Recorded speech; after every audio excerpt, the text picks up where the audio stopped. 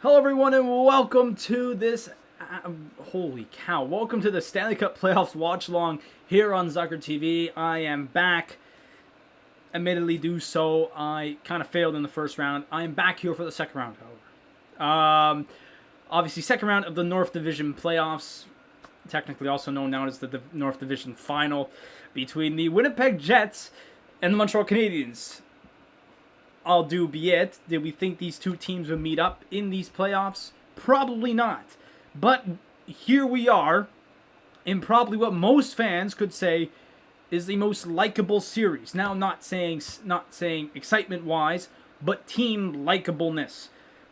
Why, Adam? Why are you saying this is a likable series? Who the hell would want to watch the Toronto Maple Leafs move past the first round? Raise your hand if you do, because I know all the Leafs fans are. Not me. I'll be honest. I was very happy Montreal won.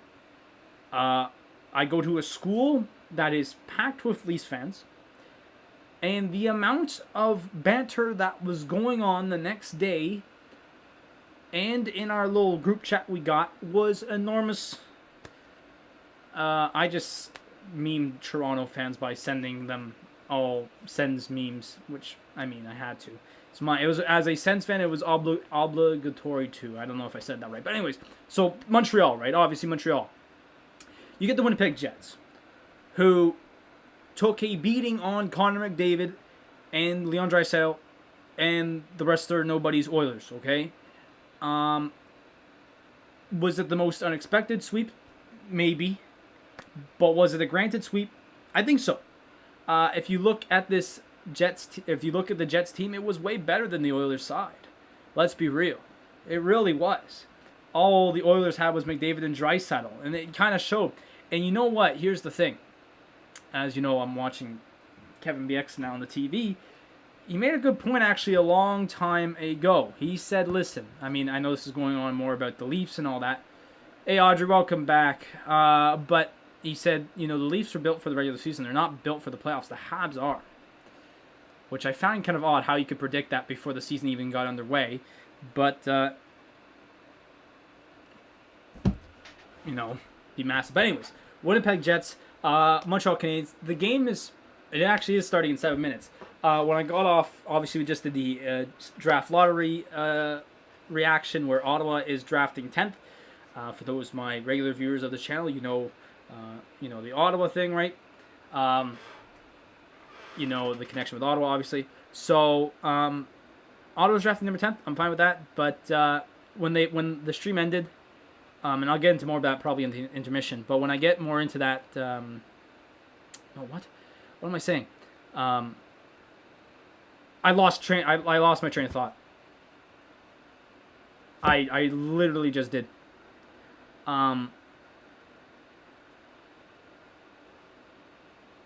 I seriously did. I don't know what I was talking about. I've lost my mind. Oh, my days. You know what? New topic. Yes, I am wearing a Golden Knights t-shirt. It's like my only hockey t-shirt I got really left, I think. Can't confirm. I got my Burrow Cop, but let's be real. Do I really want to wear my Burrow Cop shirt? But anyways, and heading into the second round, this is, like I said, a very likable series for a lot of fans. But no, we are ripping the Toronto people, and Toronto has a lot of questions to ask going forward. Definitely, for sure. Oh no, I found my train of thought. There it is. I got it. So when I left the draft lottery reaction stream, they said 18 minutes. Puck drop is now happening in 7 minutes or so. So around 7:45ish p.m. Eastern. So actually I started this stream at a pretty decent time. So no, but I'm excited for the series. If you ask me who the hell do I got in the series, I'll probably say Winnipeg, although Montreal, they did beat Toronto. I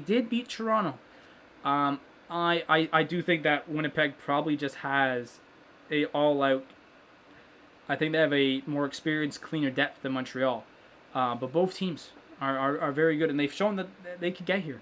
Obviously, with Who had the easier opponent in the first round? Obviously the Jets did, but I think the Jets will probably take it.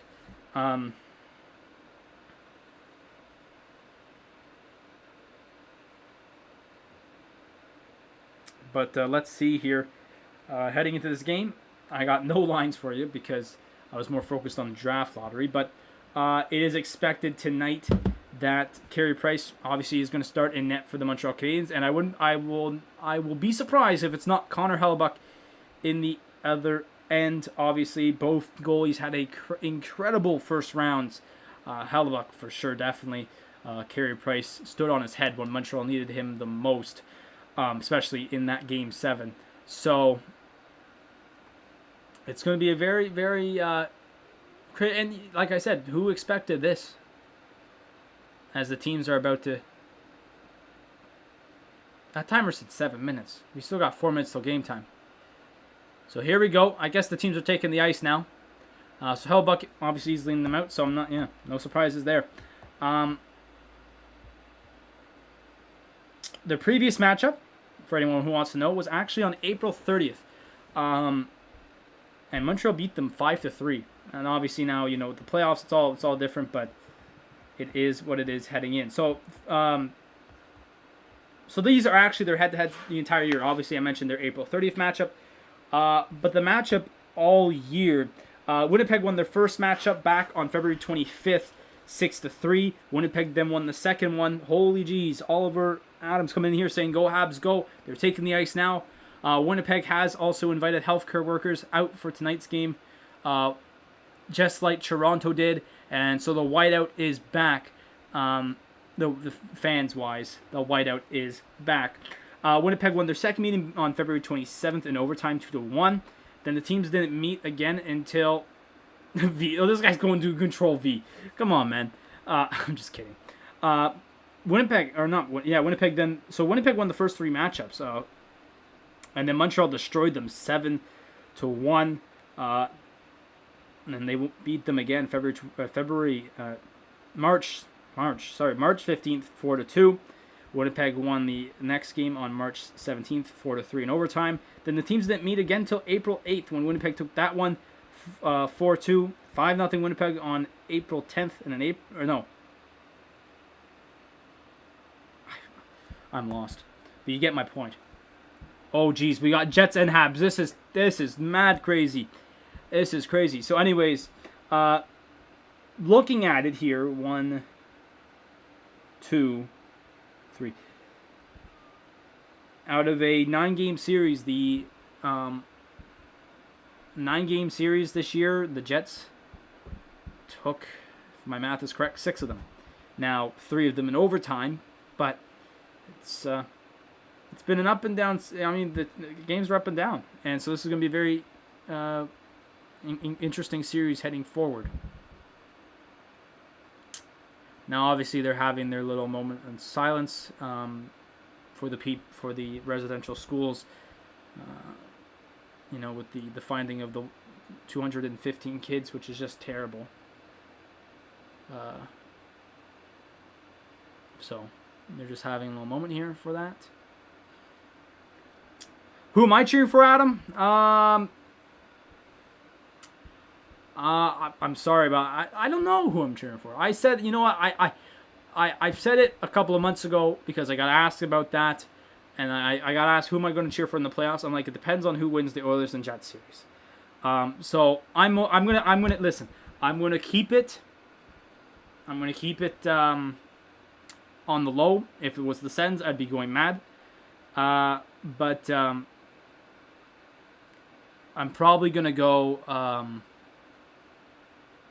I'm probably gonna go with the Jets, but I'm gonna cheer for both teams. It's Canada. Once we get to the conference final, it's gonna be pretty interesting. I just want to mention, guys. Although the chats do come in, it takes a while for me to. There's a bit of delay, so I just want to let you guys know. But they're just doing a little moment of silence here. But yeah, so the Jets. I'd have to say I cheered for the Jets in 2018, and being a fan of Ottawa, I can't. It's hard to cheer for Montreal unless they go to the Cup final. I was cheering for them last year. I'm not gonna lie, the Habs, just simply because of I wanted them to kick Toronto's ass. That's why. But it's hard to do it this time around. But I'm not gonna lie, this is kind of a long moment of silence.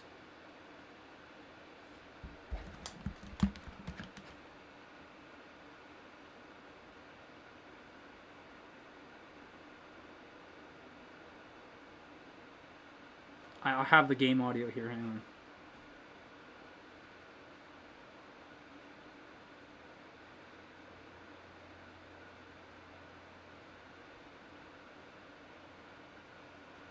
They're doing no Canada now.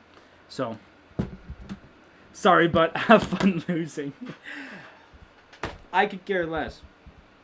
I could care less. If the fraudulent thing is Ottawa's not in the playoffs. That's the most fraudulent thing I've seen in my life. I'm just kidding. But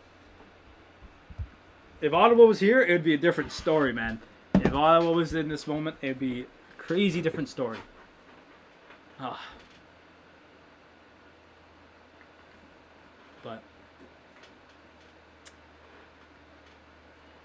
so they're having no Canada right now, obviously. But it's gonna be. I am interested to see where this series goes. It's not a series where people were expecting. Just to let you guys know, EA Sports, the simulation gods of EA Sports did their simulation on NHL 21. Jets took the series in 6. So if it goes that way, it would be an interesting one for sure. Funny enough, I think, didn't they say the Habs and Leafs would go 7 as well? And people were like, oh, stupid. Yeah, they were saying that, yeah.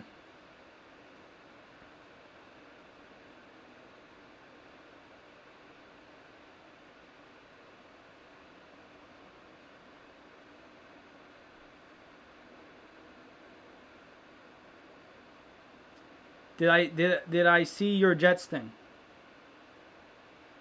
The what?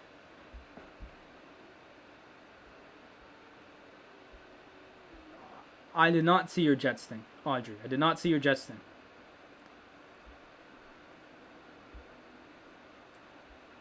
I'm definitely. Oh, thanks, Oliver. I'm not gonna lie. I kind of failed. In round 1, I did, I think, games 1, 3, and 4, and then I left it, which I was an idiot for. I'm not gonna lie. I said, you know what? Whatever. I'll be back in the second round. So first period's coming up. Carey Price, obviously 4-3, 224 goals against, a 932 save percentage. No shutouts in these playoffs, although he should have got one in Game 7. I'm not going to lie. Connor Hellebuyck, 4-0, one shutout. 950 save percentage and a 160 goals against average. So here we go. There's all the healthcare workers. Obviously, they came in the arena early today. And face off now. No, hang on. The ref likes to, tease everyone. There we go. So game 1 underway here in Winnipeg. I do not have the time. I just want to let the newcomers know I don't have the time here. So I will update you on the time whenever I can. I missed the refs. Christ's sake. It's probably Schlenker. So here we go. Here in Winnipeg, the whiteout. Not really. Well, it's white, but it's not really white now. Thanks so much, Oliver, man. Thanks so much, man. Thanks for subbing. Thanks for helping out the subscriber count, whatever you want to call it. I'm missing the lines, too. I'm an idiot. So Winnipeg went with... it's moving too fast. Well, I'll get to the lines. But it's gonna be a good one here. So first change is coming in for both teams now. Montreal, I think, also making their first change. Winnipeg already did theirs. Oh, Dylan DeMello tried to go in on Gallagher. I wonder what the Jets are going to do to Gallagher. Obviously, the Leafs got to Gallagher for most of that series. Gallagher not getting his first goal till Game 7. I wonder how the Jets are going to attack Gallagher. Obviously, being a key part to that Montreal team. Very key. One biggest piece, I think, of that Montreal team, besides Carey Price, to be honest. So, we'll see how this goes. We have a little turnover here in the neutral zone, and the pass from Andrew Kopp couldn't get to Nikolai Ehlers, who massive in round 1 against the Oilers. That overtime winner, and obviously, he had the 2-goal night in the overtime in Game 3, and then he had didn't he have a goal in Game 4 there. So, in the couple games he played in that series. Absolutely massive for Winnipeg. I sub. Thanks so much, Oliver. Oh, so here we go. A little Pierre-Luc Dubois action. Oh, he tried to do a back pass to Ehlers. That did not even a back pass. I thought it was a spinorama pass. Didn't work out. Here comes Cole Caulfield, obviously brought into the lineup in Game 3 after Ducharme got sat down for his experience over skill. Do I see the Jets thing? I don't see the... Maybe you know, I think it shows up in the chat. It just doesn't show up in my chat on the laptop. So, Montreal holding the zone. There's Corey Perry, obviously. Here come the Jets the other way. It's been back and forth here off the start. Fourth line here for Winnipeg. Trevor Lewis with a shot. Whoa, whoa, whoa. Petrie almost scored with a hand. For on his own goal. And that puck goes out of play. Surprised the cameraman. And how much time is there left in the period? I should have mentioned that. We're a couple minutes in, but hang on, let's see. It's in a little TV, not a little TV timeout, but a replay.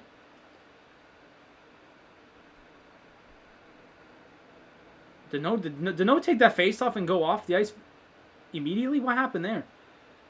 17:29. 17:29, Oliver, is the time right now. The only shot on goal goes to Winnipeg. They only have the one right now.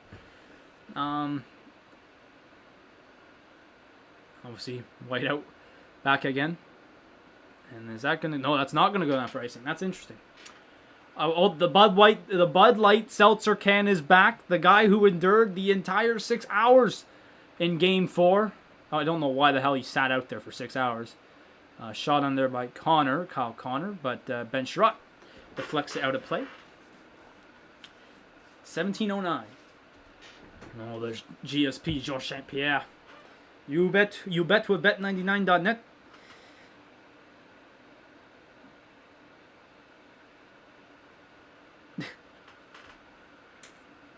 Just a reminder for that sweep on -17. Yeah, I'm also a bit delayed. I'm on kind of on a stream. Whoa. Remember Noah NT? I remember Noah NTA. It's my boy right there. My stream is a bit delayed. So here's the thing I found out, Oliver, is that mine's delayed watching the game, and then the stream is also delayed heading to YouTube. So it's a double delay, which does not work well at all. So it's a weird mix, but I just live with it, to be honest. So here we go. Montreal deep in the zone. Montreal hasn't had much zone time yet, and the shot's going over the Petrie. He's going to wind up, bomb it. Oh, they scored! The puck is in the net, and it's Jeff Petrie with the first goal of the series, it looks like, unless it got tipped by someone else. And it could be Jesperi Kotkaniemi. KK is going to get the goal. The first shot on net of the series goes in the back of the net for Montreal. I'm going to put the goal up in just a moment, but let's see here. Yes, it is. It's Jesperi Kotkaniemi with the goal. I'm about to click the wrong team to add the score. And the Montreal Canadiens take the 1-0 lead here, just 4 minutes in. 3.5, I believe. 3.5 minutes in. I wish I could see that replay again. 3.5 minutes in, Jesperi Kotkaniemi scores the redirection from a shot from Jeff Petrie. That had to have been intentional, because if Jeff Petrie shot that, I'd be surprised. Knowing the Montreal defense, they'd shoot it 10 feet in the air. And then that play there by, I don't know who the defenseman that is. So Petrie gets the assist, and Eric Gustafsson as well. That looked so intentional. That was crazy. That looked so intentional to do that by Petrie. But well played. Well played there. So the Habs have the 1-0 lead here. That was their second shot. Was that their second or first shot? Probably first, I think that was. So no one found Kotkaniemi, which I found amazing. No one found them. No one covered him at all there on that goal. He just kind of made his way towards the net. Jeff Petrie with the shot on. Kotkaniemi picked it up. So 1-0 here, just about to be 4 minutes in. It's the Habs with more zone time here. So the Jets, they got to get something going here. Here comes Kyle Connor breaking in. All right. He's all kind of alone. He's going to try and get it around Sherratt there. I'll be honest, Sherrod had a rough first 4 games in that series against Toronto. I didn't really like his play, but then he became solid. Here comes Suzuki. And Sherrod again. Second. Was their second shot? Okay. Oh, Sherrod and Neil Pionk getting into it here, and who the hell just knocked Sherrod down like that? Second shot, okay. We've played 5 minutes. We've played 4 minutes. The hits are 10-3. Usually it's the other way when it was Montreal and Toronto. So Montreal. So let's see what happened here. Sherrod got on into a Pionk, and then Blake Wheeler and Forbett just knocked them to the ground. Jesus, tag team there.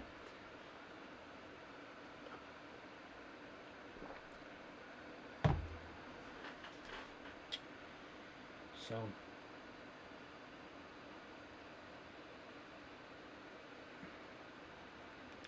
Face off there, won by the Habs, going for another redirection, but it goes off of Gallagher into the corner. Kulak with the booming. Puck went up. That was the weirdest shot by Kulak I've ever seen.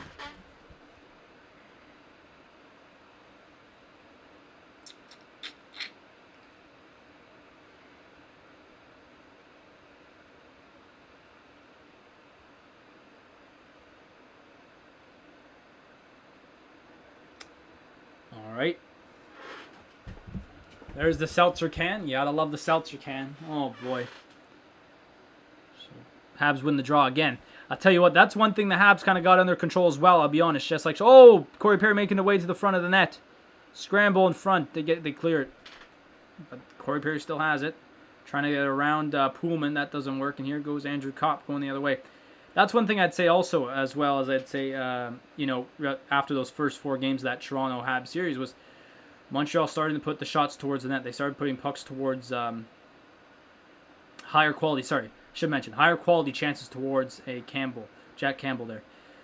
Here's Edmondson going to take a wide angle shot. Winnipeg's being a bit loose here. Here's Corey Perry. They scored again! They've scored again! It's 2 goals. I don't know if it's on Corey Perry there or it's Eric Stahl, but it's 2-0 Montreal.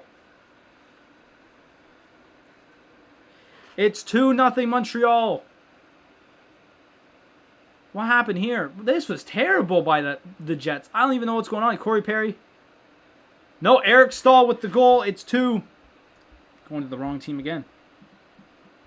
Eric Stahl gets it's a goal.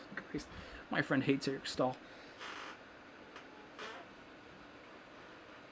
And it is now... That's terrible by Logan Stanley. That is just god-awful by Logan Stanley.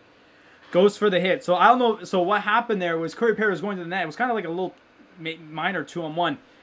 Logan Stanley had Eric Stahl on lock. So all he had to do was not move. And he went to go hit Corey Perry, which was just the easy, free pass to Eric Stahl. So 2-0 Montreal here. 2-0 Montreal. 5 minutes in. The Jets have to get something going here for sure. They're looking flat. And this was kind of talked about, pre-game. Would the fact, obviously it didn't happen to Colorado, but would the fact with, sweeping and not playing for a while be kind of cold on the Jets? A team like Montreal, they are riding high. Obviously, Montreal riding high with a 7, the Game 7 win. As I'm talking about this, Jake Evans is going off for elbowing here.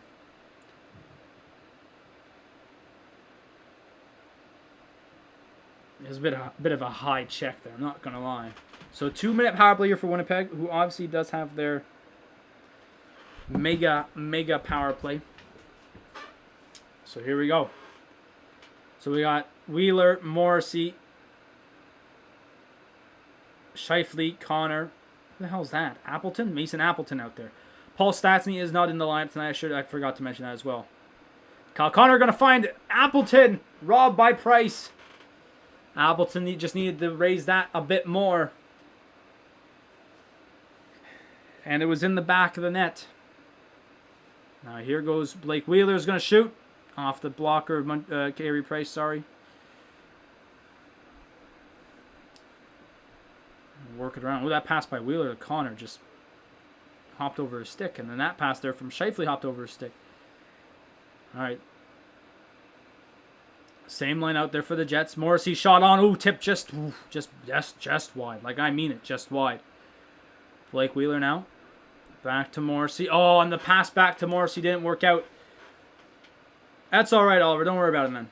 And so with 1 minute left on this power play, the Jets are going to have to reset here. Neil Pionk. Andrew Kopp. Ehlers. I think that's Matthew Perreault out there. And Pierre-Luc Dubois.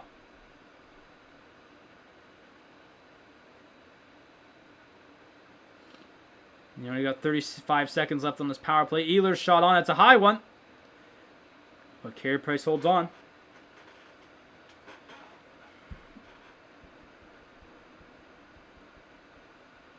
Look at this chance by Appleton. What a... He didn't get any lift on it. If he got lift, that was a goal. That's the thing. And that high shot there. We got Carey in the mask, so he's resetting his mask here.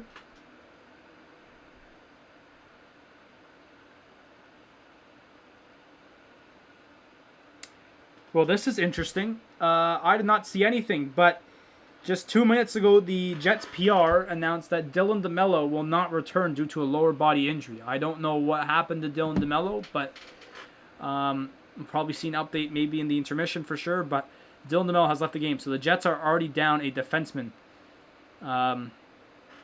in this game.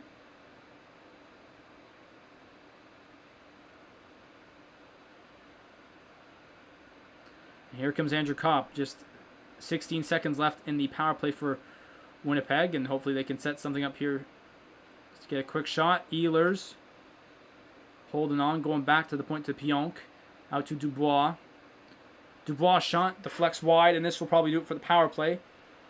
Although this pro pass goes too far. They got to watch it here. Jake Evans is coming out. 3 shots on the power play for Winnipeg as they've tied the shots back up, but they have not tied the game up. Still 2-0 Montreal. Eric Stahl with the second goal for Montreal as we're now 12 minutes remaining here in the first period.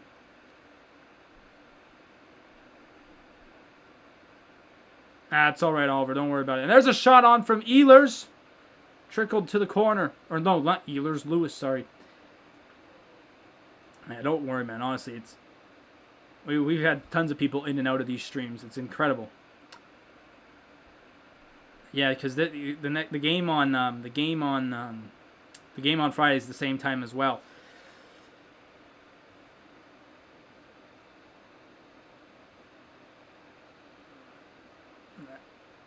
You know what, Oliver? I've seen a lot of spelling mistakes, so I just read stuff as if, I just know that they've made a spelling mistake, because I just know.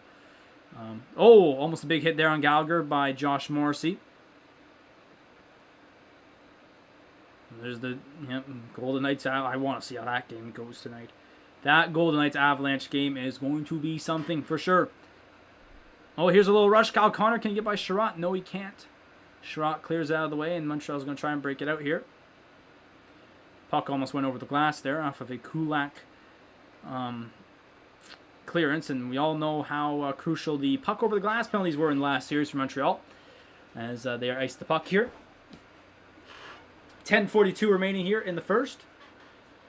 Oh, this is the Dylan DeMello play. Oh, he got caught in Brendan Gallagher. Ooh, that doesn't look good.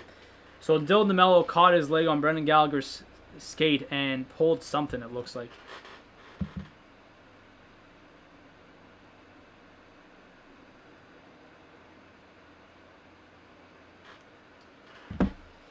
So Winnipeg's got to bounce back here. 2 quick goals by Montreal. Tyler Toffoli, Andrew Kopp on the face-off here. The Jets will win that one.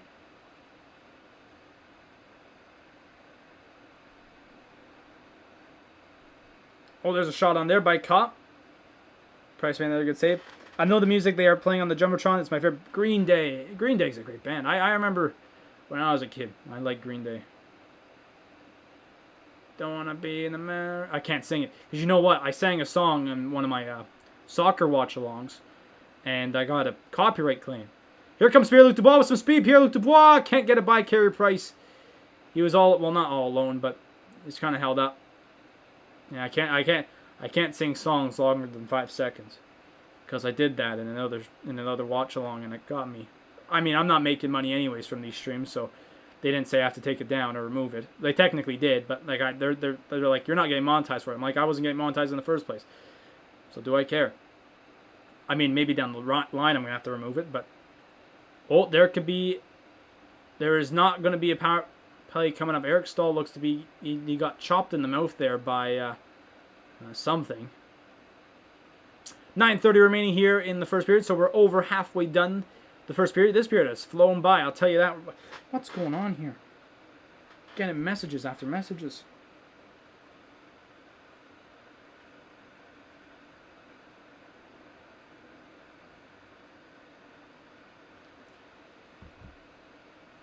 And there's a point shot there. Logan Stanley is only worried about one thing here, and it's about the players. Brian Gallagher just got dropped. And now there's going to be a penalty? Cross-checking penalty. Coming up to who? If it's Logan Stanley, I'm not surprised. Montreal's going to go on a power play here. Who the hell is it?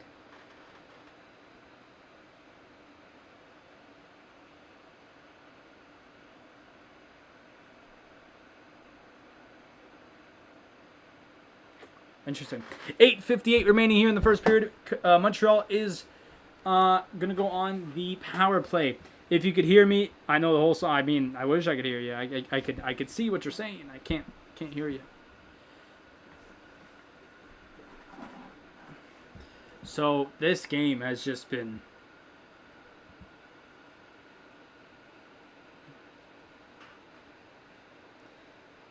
it's just been all Montreal mostly. I mean, Jets had that power play, but the defensively, Winnipeg just looks down. I mean, Winnipeg is getting some quality chances on offense, I would say. But on the defensive side, it's been weak. To be honest, I don't know what Logan Stanley's doing out there. Logan Stanley looks out for the count. You know, I don't know what he was doing on that last play. Like, even with the goal, the Eric Stahl goal, I don't know what he was doing. He decided to go hit Corey Perry instead of keep still on, Eric Stahl there.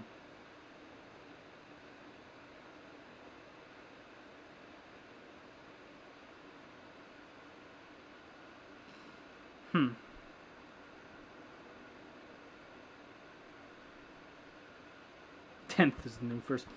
We will be actually talking about in the intermission about the draft lottery that happened just an hour ago. We were live on the channel actually doing a live stream for that as well.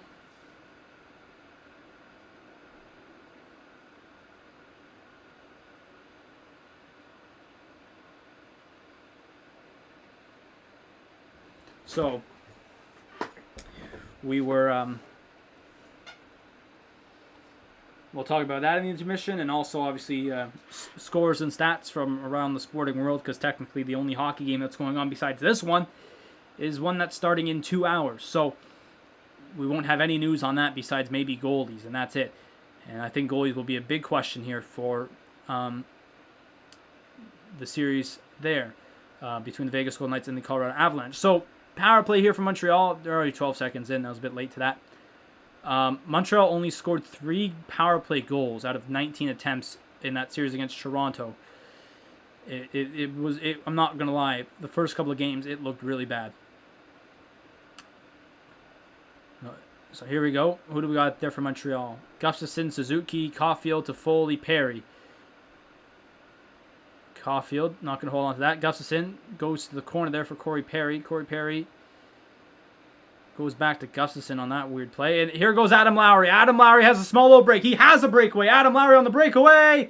Scores! Adam Lowry gets the shorthanded goal for Winnipeg. And it's now 2-1. Eric Gustafsson, a turnover at the blue line. And Adam Lowry goes in on Carey Price all alone. And it's 2-1. What even happened here? I don't know. Eric Gustafsson just shot that, and then he goes down to the court. He missed this pass to Suzuki, and Corey Perry. Terrible, but I don't know what he was doing there. Nice play there by Adam Lowry. So a goal there by Adam Lowry, shorthanded, brings Winnipeg back within one.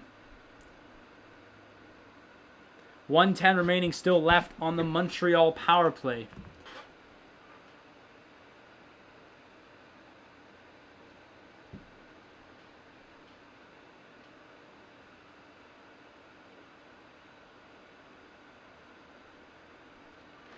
So, big goal there for Winnipeg. Obviously having a tough first 12 minutes or so. 7:50 remaining here in the first.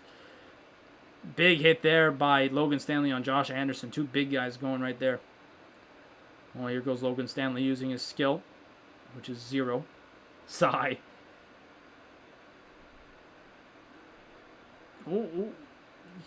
So now we got Weber, Petrie. Weber shot. That goes off. Nice save there by Hellebuck off the blocker.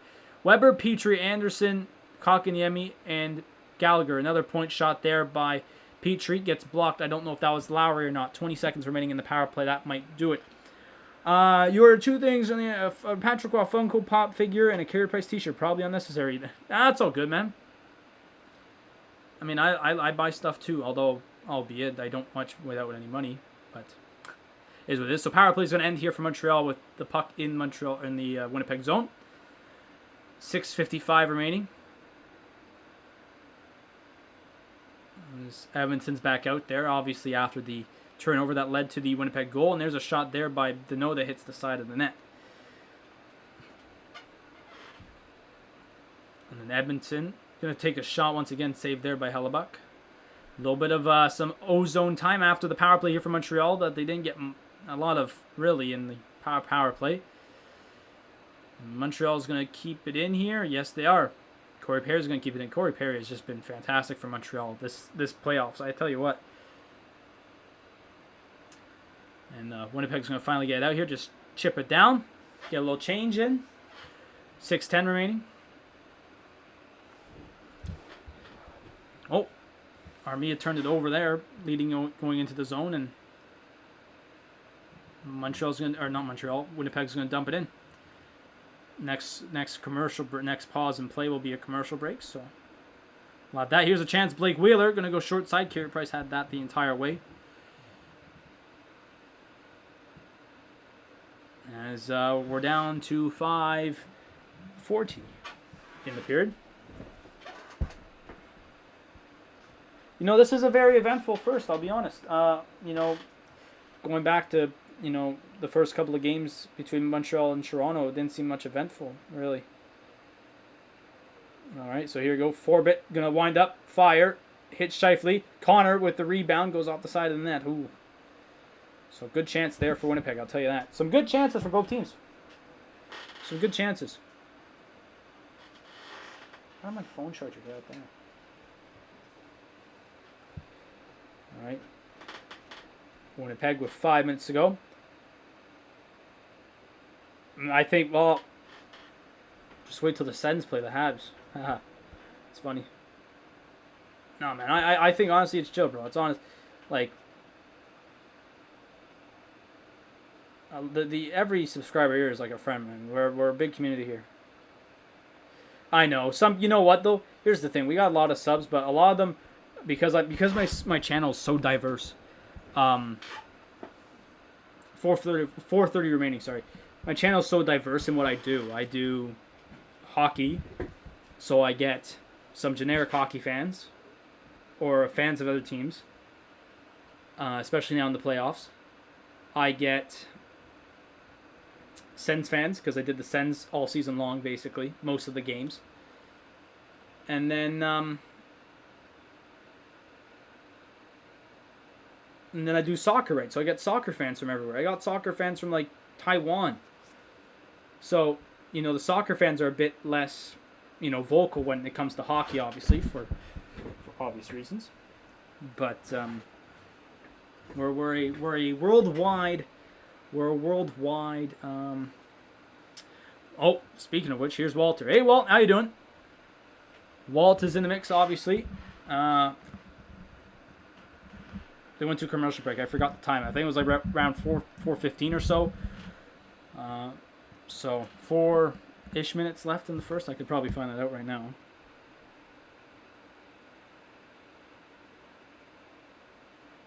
2-1 Montreal. The goals, we'll get to them in the intermission stats, but 4:01 remaining, 4 minutes left. So, heading into the intermission, obviously, we'll do the goals, but obviously for those who missed it, Montreal scored 2 goals in 5 minutes. Yes, Barry Kotkaniemi. I forgot who scored the first goal. Kotkaniemi scored, and Eric Stahl scored for Montreal, and then just a couple of minutes ago, Adam Lowry scored shorthanded on a breakaway for Winnipeg. So, 2-1 is the score right now with 4 minutes remaining. And you know what? It's been a very interesting first. Obviously, already with 3 goals this series. And you know what? Here's the thing, right? Coming into the series, there's... Oh, boy. Here's the thing, right? Coming into this series, it was either, people were like, hopefully this is not like a series that's a low-scoring one because of Price and Hellebuck.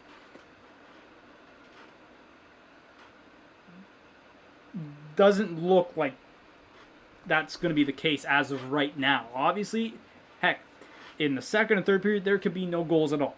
But, I'm for what team? Well, I cheer for Ottawa. But I said I feel like Winnipeg will probably win this series. But, hey, it doesn't seem to be the case right now.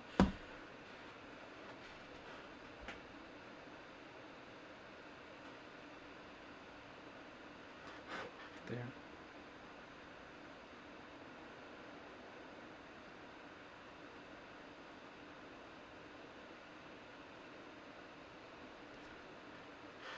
All right, so we're back. Oh boy, we got Habs in here. 3:40 remaining, and I believe Montreal just iced the puck.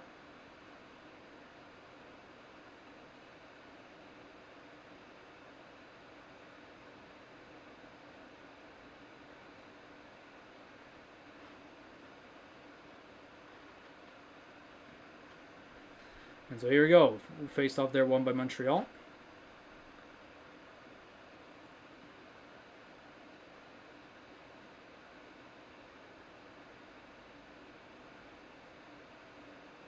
They're going to dump that in. And here's a chance for Montreal. Blake Wheeler tried to go find Scheifele. Got the redirected by Kulak to the corner. It's actually a well defensive play. I'm from Ottawa. Yes, I am. And Scheifele's going to go to the corner here. They keep battling along the corner.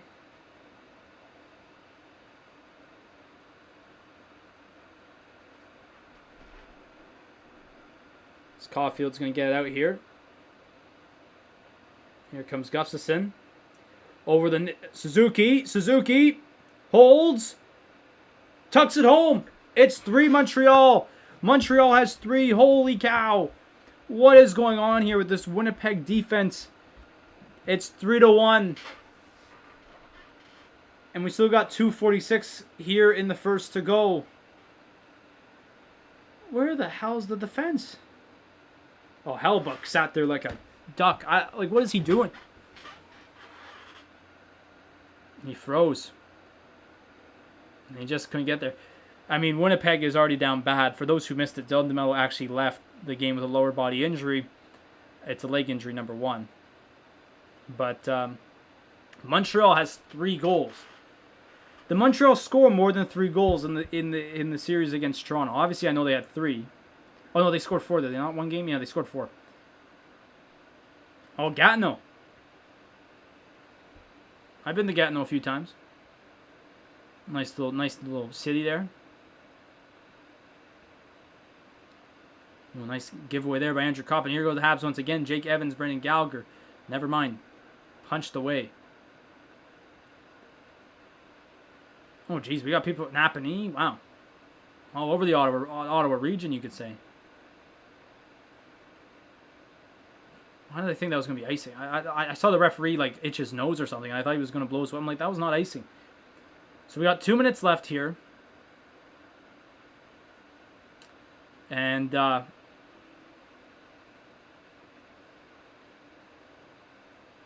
don't know what this Winnipeg defense is doing. Here's Anderson. Nope. Point shot, rebound. No, they're calling that off. Paul Byron scored, but Kotkaniemi with the goalie interference. And he's actually going off, I think, for a penalty here. So, yeah, Jesperi Kotkaniemi's going off here for goalie interference, it looks like. Let's see.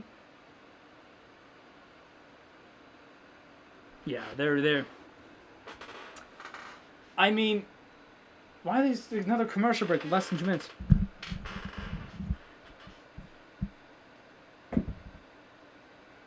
It got away. I don't. Honestly. I mean, like, Oliver, don't worry about it. Honestly, we've had people come in here and just swear up a storm, and I've had to cancel them out. So, it's all good, man. Don't worry about it. Paul Byron, by the way, from the Ottawa area, actually went to my high school. Paul Byron. And I've already shared that story multiple times about how he was my teacher. He had the same teacher I did, too. Think about that. And that same teacher told him that he should not play hockey because he was so small. And now he's playing for his favorite team, the Montreal Canadiens. Which is just a funny story in itself. So, the Habs are winning. Yes, they are. The Habs are winning. This period has just been incredible. I mean, watching most. The Winnipeg Jets series against the Oilers. I forget about that almost completely. But the Habs Leaf series is just like this series already blown it out of the water.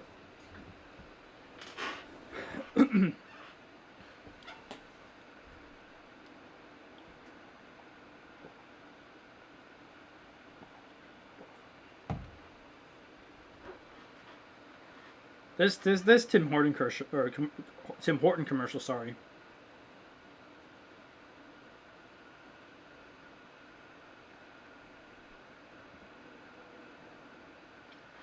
What was I talking about? The Tim Hortons commercial is whack. This woman says Leon Draisaitl, the best player in the league, which is not correct at all. Yes, he won MVP last year, but let's be real. Come on. All right. Here we go. So, power play for Winnipeg. Obviously, Kotkaniemi goes off for GI, as I call it. Some GI there. Goal interference. And obviously took a goal away there for Montreal. Paul Byron would have had the goal, but no, it remains 3-1. So, and Walter's correct. He likes to say that a lot. Lots of hockey left, and Walter is correct. One-timer there. Scheifele, what a save by Carey Price. Holy cow. That shot is not getting stopped a lot of the times in the league. That pass was unnecessary to Scheifele by Wheeler across the ice. But, man, oh man. Wheeler to Appleton, no.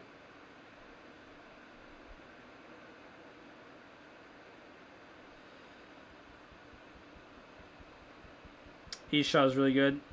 I hope this is a good series. So, sorry, we're in the last minute of play now. 50 seconds remaining. If the Jets don't get one here, their power play will go over into the second period by about 10 seconds or so. It's a big hit there thrown by, I don't know who that is. I can't see. Pionk goes to, zoom in. Who's the cameraman? Zoom in. Ehlers shot off the block, or off the toe, sorry, of Edmondson. Point shot, Pionk. Hang on. Ehlers going to hold it in. Go back to Pionk. Over to Dubois. Into Copp. The hell's going on? Pierre-Luc Dubois, Copp. What the hell's going on? Now we got ourselves a Montreal 2-1. Evans and Paul Byron. Evans off the post. 6 seconds, 5. That's going to do it. I mean, yeah. So the Jets will have 16 seconds remaining in the power play time as we head over into the second period. As the first period concludes. And my God, what a period this has been. We have not seen something like this, I think, all year in the playoffs. Wow, Evans right off the post. I thought Hellebuyck may have got a piece of that, but nope.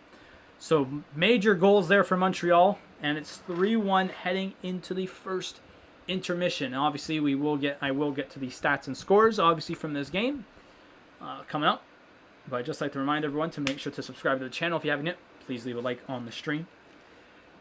Notification bell if you subscribe as well, because sometimes that helps. And if you click the link down in the description below, you'll be able to go join the Discord server where you get stream alerts whenever I'm streaming, stream schedules every weekend, and just some overall channel talk, hockey talk, sports talk, whatever. Gotta go for the second period. Okay, sounds good, Oliver. I'll see you back here for the second. So let's get into some stats, because obviously this was a period full of them.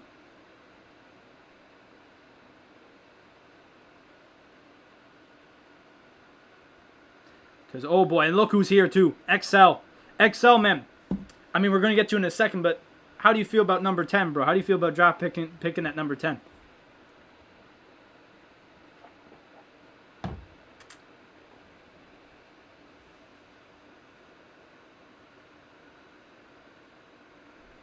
So after the first period, 3-1 Montreal. The goals came from Jesperi Kotkaniemi 3 minutes and 30 seconds in. Petrie and Gustafsson got the assist on that. Then just 2 minutes and 20 seconds later, Eric Stahl scores the goal to make it 2-0. Petrie again, or no, that's Corey Perry, sorry, with the assist. Edmondson gets the assist there. So it was 2-0. Adam Lowry then scored about 5 minutes later, shorthanded, unassisted on the breakaway there. So Jets were back up 2-1, Jets were back within 1 there. And then 6 minutes later, Nick Suzuki gets the goal. Edmondson gets his second assist of the game, and Cole Caulfield gets his first point of the series. Well, obviously first point of the series because it's game 1. The shots in that period were 12-11 for Montreal, so a pretty high quality shot period. And I would say both teams really did have good chances. I'll be honest. I'll be honest. There's a quality chance for both teams. I mean, going back to when Montreal was facing Toronto, those first 4 games, the couple of games we did on this channel, I was talking about how there's tons of shots, but how many of them were high quality? Not a lot. So seeing this is good. Face-offs went to Montreal 10-7. I did notice that Montreal did pretty well. Montreal is 0 for 1 on the power play. Winnipeg is 0 for 2. Now, Winnipeg still does have 16 seconds left in this power play. So what happens to it, we don't know. But we'll all have to wait and see. Hits, though. Usually it was Montreal in the case of Leafs Habs. This time around, it is the Jets taking the lead there, 23-10. Nothing like we usually see from, the Habs. So Montreal has they've gone less as a physical team and more of a skillful team, which has shown that it's working. And then obviously, like I mentioned, the total shots are 12-11. The one other game going on that is starting in about an hour and a half. The Vegas Golden Knights are taking on the Colorado Avalanche. Obviously, Colorado taking the first game big. I believe it was 6-1. Am I not? Or sorry, 7-1. It was 7-1. And interesting stuff here for those who didn't know. Ryan Reaves is suspended for 2 games after his intent to injure on Ryan Graves there in the third period, which caused Colorado to go on a 10-minute power play. And yes, they showed that on the scoreboard, which was absolutely incredible. So it is expected Marc-Andre Fleury to start tonight, obviously with what happened to Robin Leonard, which I still don't know why they went with Robin Leonard. Obviously, yes, he's had a great year. But when you're in the playoffs, let me tell you something. It doesn't matter how good both your goalies are. When you're in the playoffs, you have to go with your best guy. You have to go with your number one. You have to go with the guy that you trust the most. So we don't get another sword in the back Instagram post by Marc-Andre Fleury. Philip Grubauer once again expected to go for Colorado, who was absolutely fantastic in Game 1. And I'm not surprised if Vegas gets swept. I'm not gonna lie, I picked Vegas to win the cup. Might look like an idiot after that one. So those are the only 2 games going on. Obviously, with the going down to the bottom 8 teams now. So obviously it's different. But for those who just want a little bit of a recap of what's going on, obviously in the playoffs. Here, let me get to that because we've missed a bit, obviously throughout what's happened.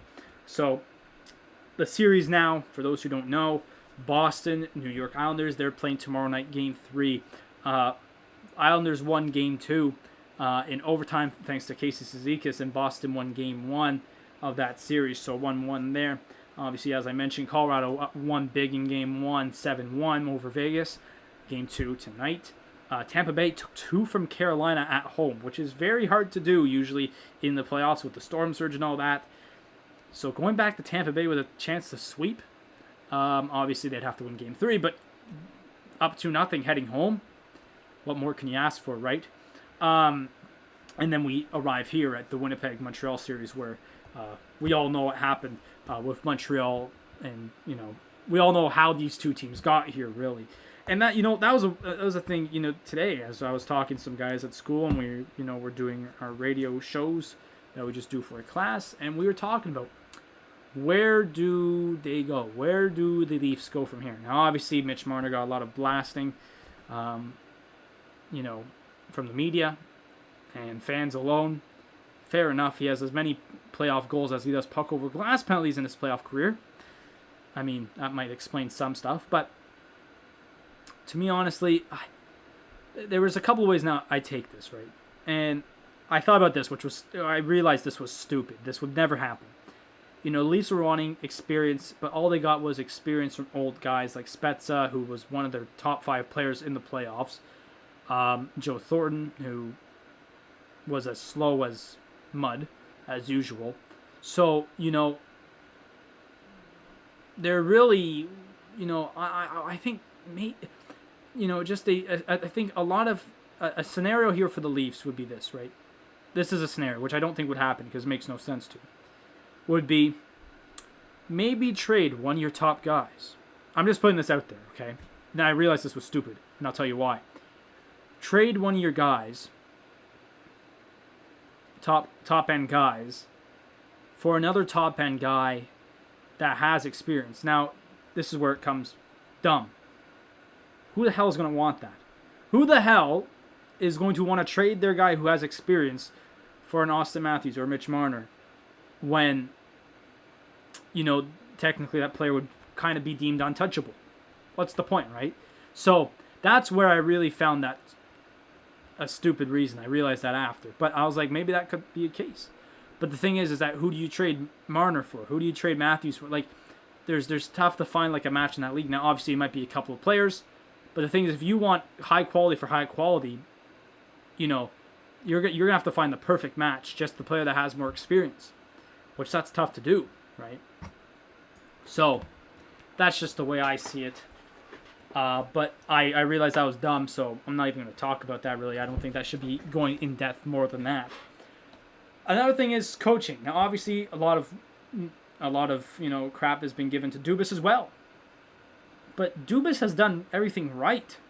I mean, yes, he's kind of a yes GM, and just besides the William Nylander incident, gave Tavares, Marner, Matthews the exact money they wanted, basically, for $11 million, which is still obscene for 3 players. But 3 players of the roster. But I think Dubas has done everything right. Like, this year, this was the best team they put out in years. Let's be real. The way you really have to look at it, and yes, you could go up to the high ends and blame them, but Dubas did everything right besides, like, for this year alone, he did everything right. Now, maybe down the road, it's going to hurt them with their salary and the cap and, their other players that they're going to get in the future. And yeah, I understand that. But I think the person you really look at is Sheldon Keefe. I think Sheldon Keefe is a really big thing here. And that, to me, like, I don't know if anyone saw this, but he never went into the room after Game 7. And it was not by anger, it was by choice. And he did that because of the fact that he felt like his players were down. And they were, they felt bad, terrible, right, for losing. But as a coach, you got to talk to your players. You have to talk to your players after a loss like that. You have to give them hope. I mean, yes, you're out of the playoffs, but you have to at least give them a bit of, words of wisdom. You can't do that. You can't, and especially, to Montreal, right? And another Game 7, another first-round exit. You got to talk to your team after the game. You have to. That is just, one thing that you have to do. So, to me, I think Sheldon Keefe might have to go.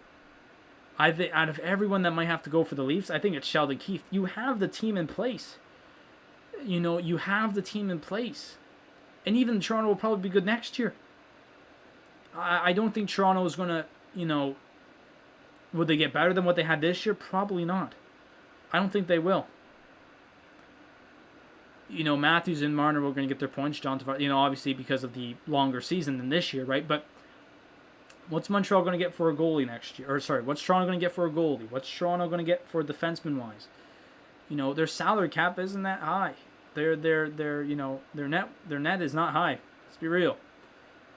I think it's the coach, Sheldon Keefe. Obviously he came up with Dubas through the ranks, obviously, as part of the Marlies and all that. But you really look at it all, and you got to say, listen, Sheldon Keefe is a good NHL coach, but he's not a great NHL coach, and that's where it comes in.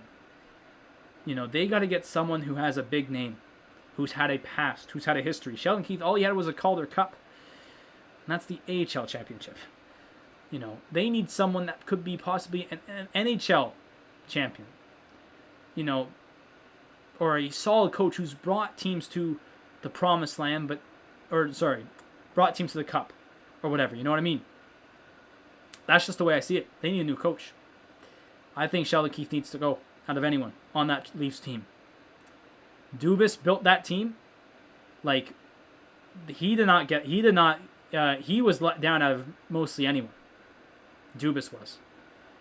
Because his coach didn't show up, and his players didn't show up. And that's the thing. That's just the way I see it. So I'm gonna end the Leafs talk here.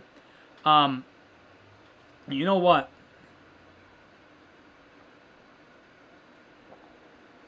Obviously, before this game, the NHL draft lottery was held. Hold on.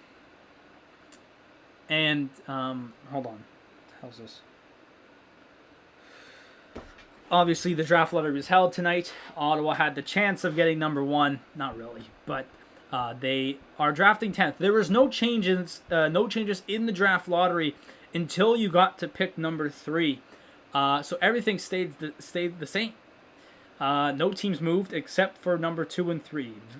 Anaheim Ducks dropped down from 2 and go to number 3 as Seattle moved their way up to 1. Buffalo Sabres getting the number 1 pick. And now this is the tough thing about Buffalo. They got the number 1 pick when this draft is not that high quality. The year they needed number 1 was last year. Last year was the year they needed number 1.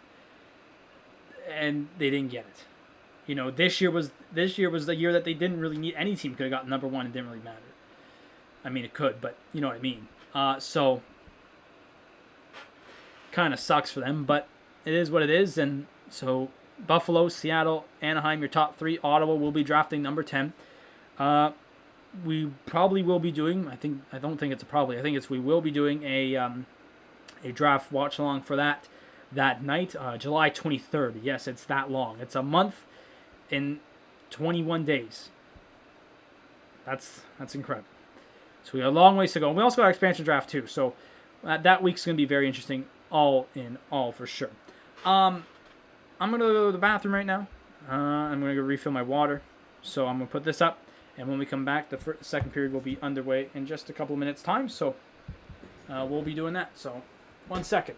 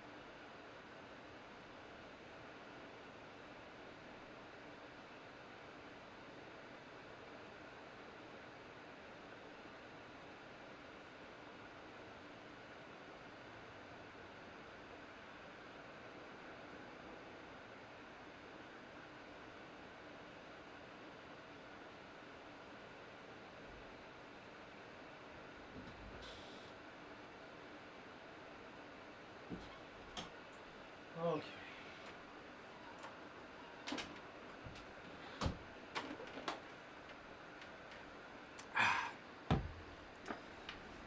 One thing that you might notice for freaking viewers of the streams, obviously I'm not doing green screen tonight. I honestly might drop the green screen, I'm not gonna lie. It's been an absolute mess over the last couple of weeks with the green screen.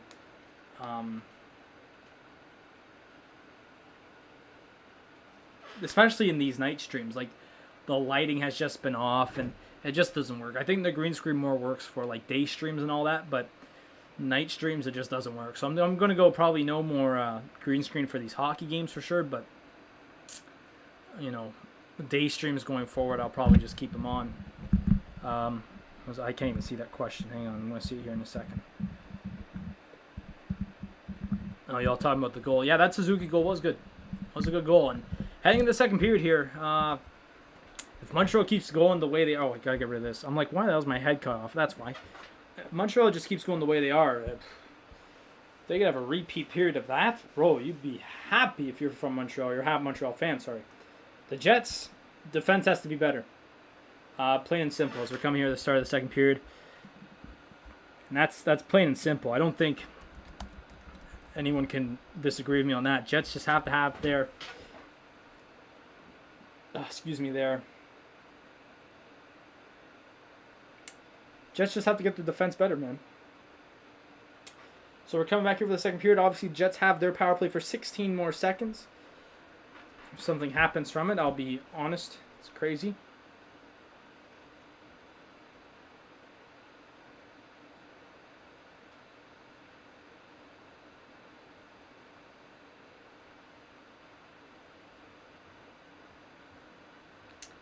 So about to get underway here.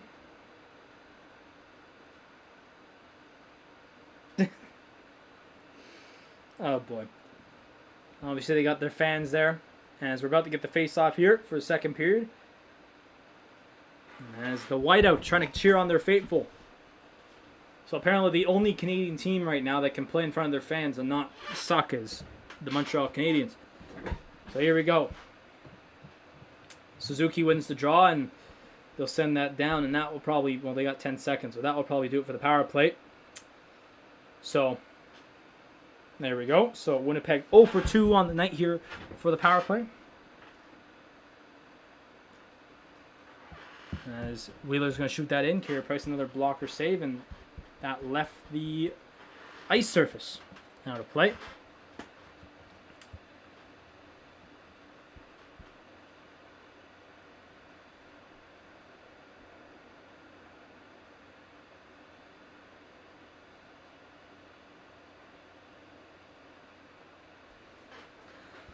So we're only 20 seconds in here.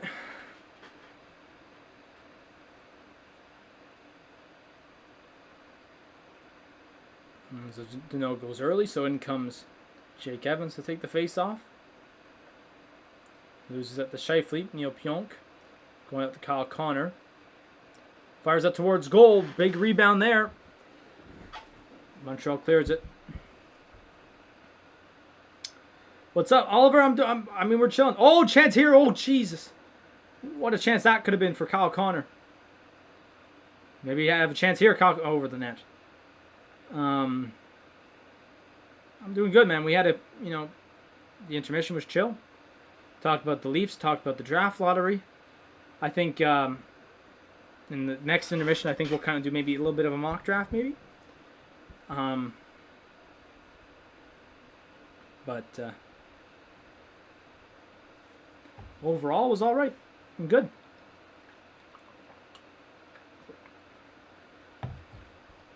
See, this is when I start like leaning back in my chair.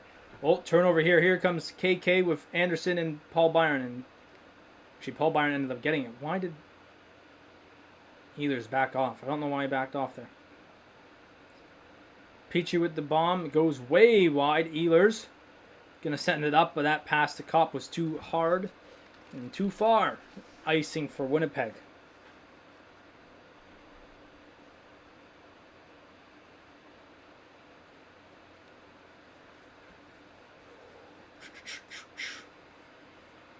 Yeah, that Kyle Connor shot over the net.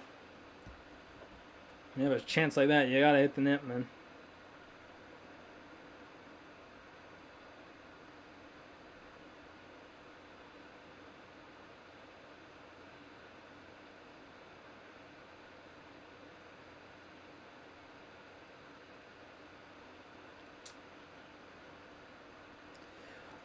Where are the Habs? I forgot to watch the lottery. Where are the Habs? They are not in the lottery. And they are not a part of the draft order until technically they're out of the playoffs. They'll get put in whenever they hop out of the playoffs or get eliminated. Sorry. Or if they win the cup, or if they're the finalist. Because technically because of the first round being only 31 picks because of Arizona. Arizona forfeited their first round pick. So Montreal, if they won the cup, they'd be 31. If they lost in the final, they'd be 30th. And then, now what? My stream reset. Thank heavens. Hellebuck, stop here. We had a little bit of a lag. Oh yeah, that guy Hellebuck in the strap. Yeah, his helmet was off.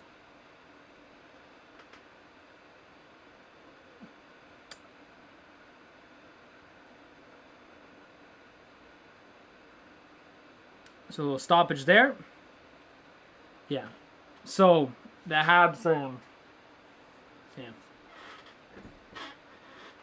so if they win, it's 31. If they lose, it's 30th. But then I don't know where they place in between there. I thought it was always wherever you get eliminated from, and then it's just seeded by points, which I think that's what it is. But I've seen it be wacky a few times in the last couple of years where it's not like that. So I don't know where to put it, but.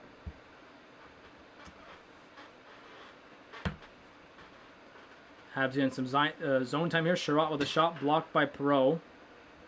And then the second shot, Perreault was down here. Hit him in his leg. He is hurting here.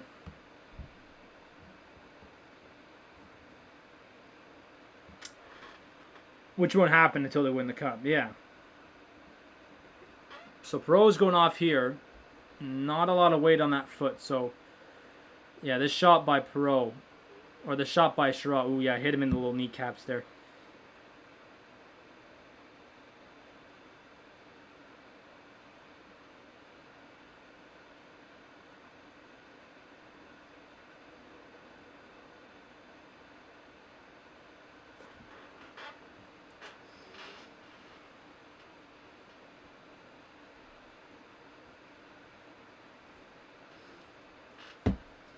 So we go out the face-off.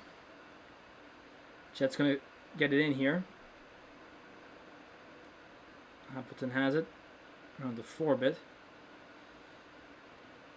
I'll be honest, the Jets don't look too soft right now, man. Or they don't look too. I mean, obviously they've been throwing the hits, but they don't look too good. Here comes Toffoli.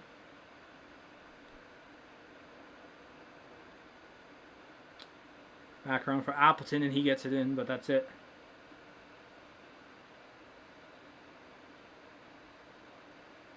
Really? Is that ever?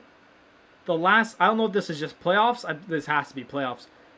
This is the first time the Habs have scored 3 goals in the first period in the playoffs since 2006. That's incredible. That's an incredible stat. Yeah, that doesn't look too good, Walt. I'll be honest. That injury does not look too good.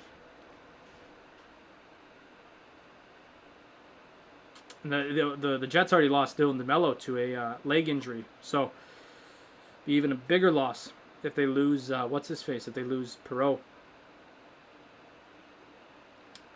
Shot here from Logan Stanley, who just, I think Carey Price got a bit of that, goes wide.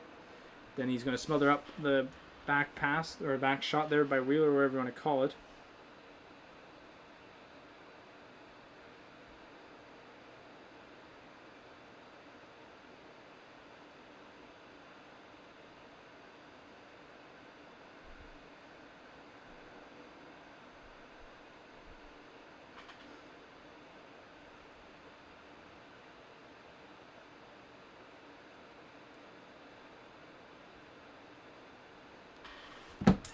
So, We've only played 4 minutes here. I don't know what's this pause and play for.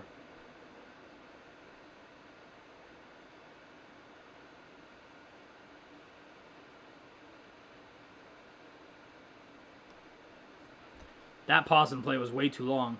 15. Did I say 4 minutes? I meant... No, 4 minutes. I'm right. I've gotten tired here. Apparently, within one intermission, I get dead tired. All right. Let's see if Winnipeg can generate anything here. Because they've had the issues tonight. For sure. For sure. All right. Gallagher, Evans, and Perreault. Or, not for Perreault. Deneau. Whoa. Petrie holds it in somehow. Holy cow.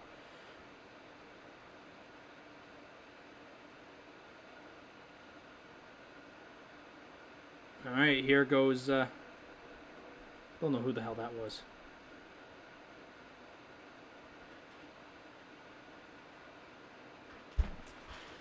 Yeah, I know. I think these big guys for the Jets here, the big top two lines for the Jets got to get going here.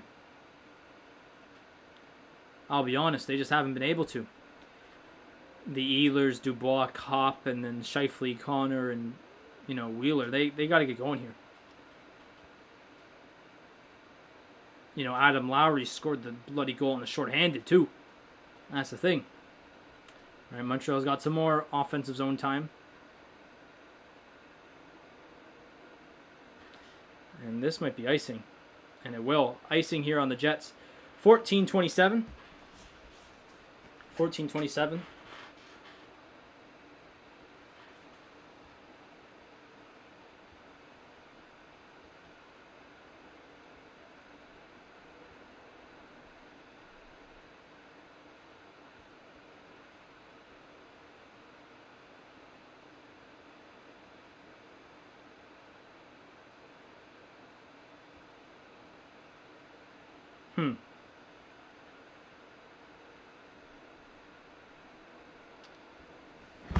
So after this icing here, Suzuki got rocked. I don't know what happened here.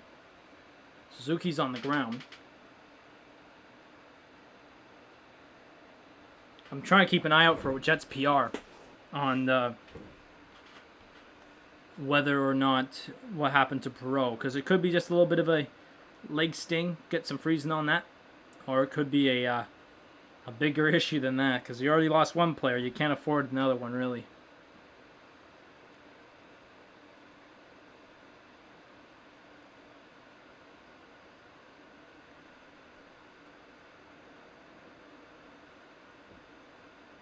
So Montreal has just been on the Jets the entire night. Didn't the Jets have a bit of time off? They did. I mean, yes, they could. That's why well, I was saying that earlier. That could be one of the reasons why they're a bit down in this series is because of the fact. Okay, so Perreault is back on the ice. Perreault is back on the ice. I can't confirm.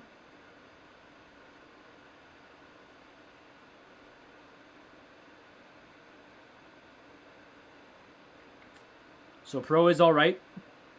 And then we got maybe a little bit of a 2-on-1. Appleton shot. What a save by Carey Price. Appleton, I think, who shot that? Perreault. I think it was Perreault with the shot as well. Pionk's going to fire this towards the net. Easy glove save for Carey Price. 13:30 remaining in the period.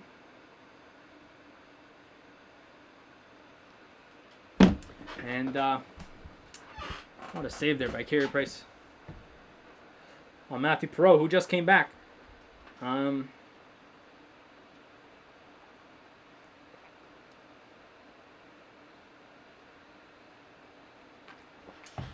Overall, first couple of minutes of the second period, it's been ping-pong-ish. I felt Montreal's had the better chances, for sure. Although the Jets just had a good little rush there. But like I said, what needs to happen this period? The Jets need to get their defense together. They got to get their, they got to get their top lines going. And it's just not happened this game. Montreal's had their top lines in a hook, basically, you could say. And the Habs, they're just playing the way they are. So, basically, what I said for the Habs is happening, and what I said for the Jets is not. The Jets showing some... yeah, exactly, Well.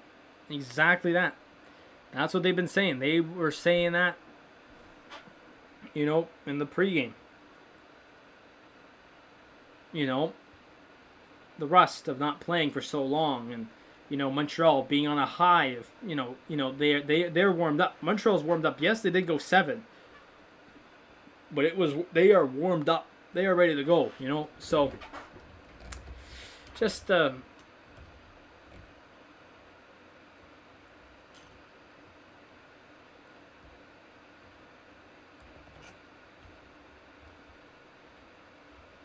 been a crazy game. What's this advanced analytics stuff?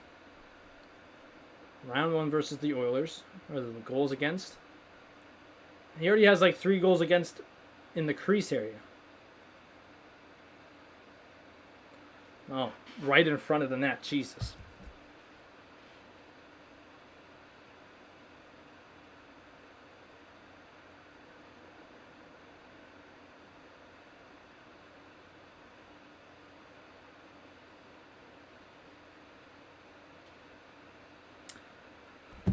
So here's the top line once again for the Jets. Montreal's been on this entire game. Just been on the entire game here. Another turnover by but the shots have been all the Jets. Funny enough.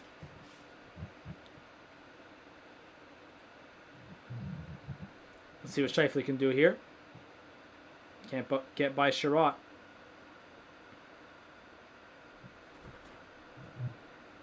And then turnover.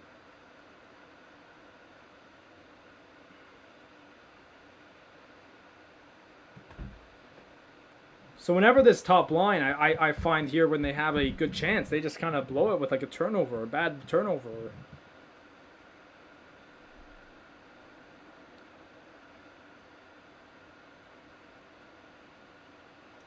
Whatever, so.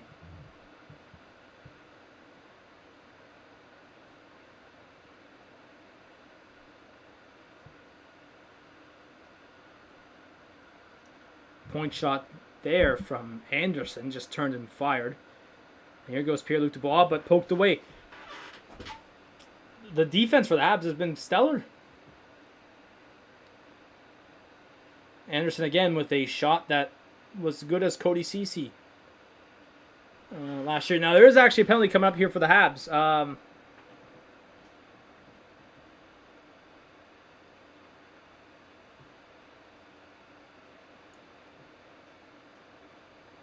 Delay penalty is coming up here for Montreal.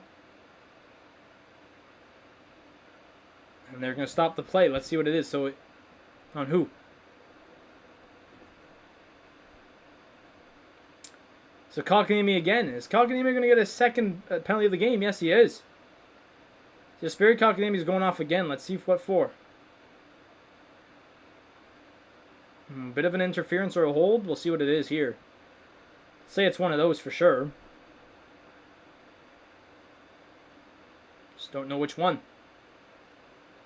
Well, the ref called it right away. I'm kind of surprised with that. Roughing. Okay, maybe not roughing. I'd be honest. If anything, that's a hold or an interference. And that ref called that so quick it wasn't even funny. All right, so the Habs send it down. It's going to go right back down. Another turnover by this top line.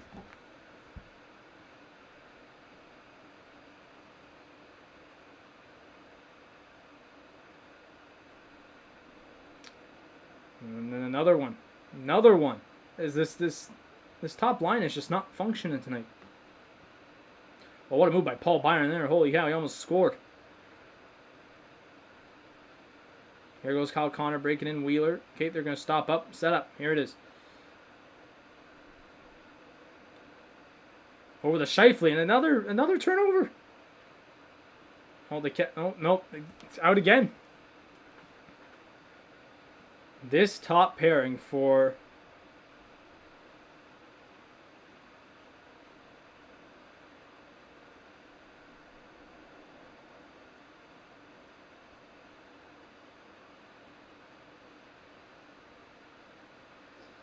this top line for the Jets has not been good.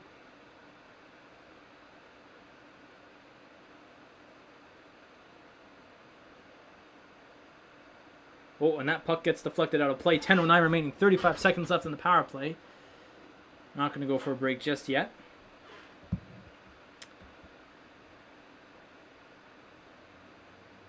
Oh, piss. Why did I do that?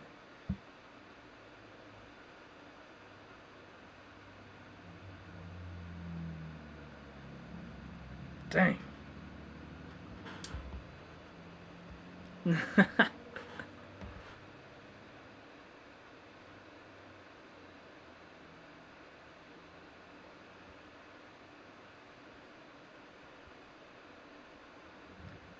Dang, that stinks, man. All right, so 10 halfway through the second period here. And the Jets still got 20 seconds remaining on the power play, so see if they could do anything.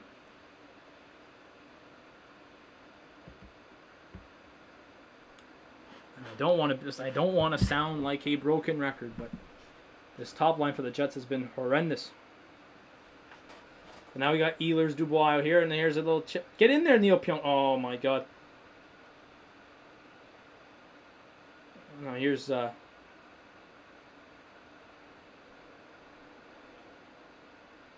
was this? I don't even know what that was. 9:29 remaining here in the second. I don't know what they paused the game for. Offside, maybe? I don't know. But the 9:29 still 3-1. I'm sitting back a bit now because I'm tired, and it's when the hell did Jeeps get electric?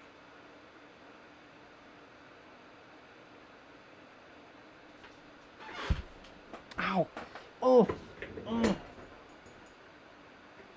bit my lip. That was like such a terrible bite too. Oh my God. I hate that, man. I hate that. All right. Let's get back in here. They've actually updated the actually, well, technically this is a mock draft, but I think we'll kind of see mock drafts come in, I guess, a bit when it becomes, you know, when you know, the in the next couple of days, obviously. I don't think we'll see mock drafts for a couple of days. What is this?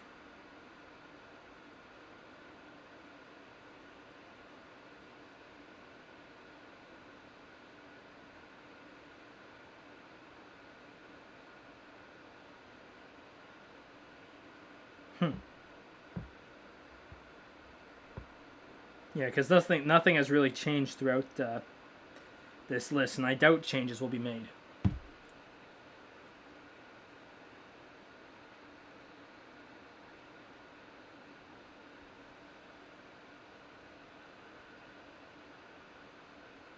But yeah, so we got just under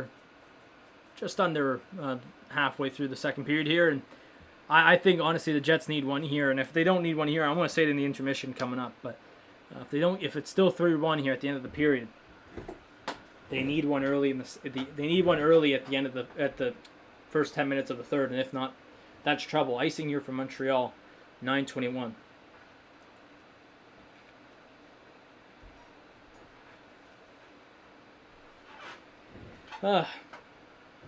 But overall, it's been a pretty good game. There's been some solid chances. I mean, I can't be mad. I honestly cannot be mad at what we've got here tonight. There's another turnover by this Montreal side. Here comes Cole Caulfield with Nick Suzuki again. Cole Caulfield, saved by Hellebuck, rebound. I don't even know if that was a shot on goal. I didn't even look, or I wasn't paying attention all that much. But Jesus, this top line. Someone's got to get me turnovers for this top line. This has been hideous.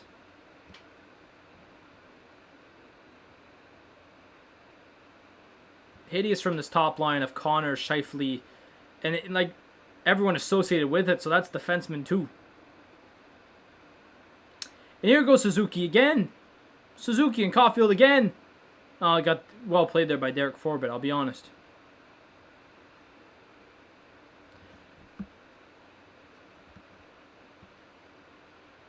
I couldn't tell you what's going on right now with this Jets first line. Giveaways, 8. I want to know how many of those giveaways are the Jets' for top line.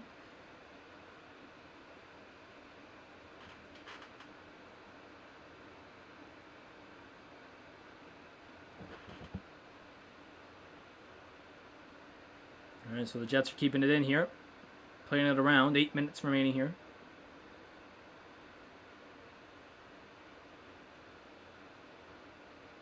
There's off go the Habs here on a little break, and they're just going to dump it in. It's actually going to go for icing. That's kind of interesting. I mean, that was icing, but I felt the players were close enough to the puck that they could have called it, to be honest with you. But whatever.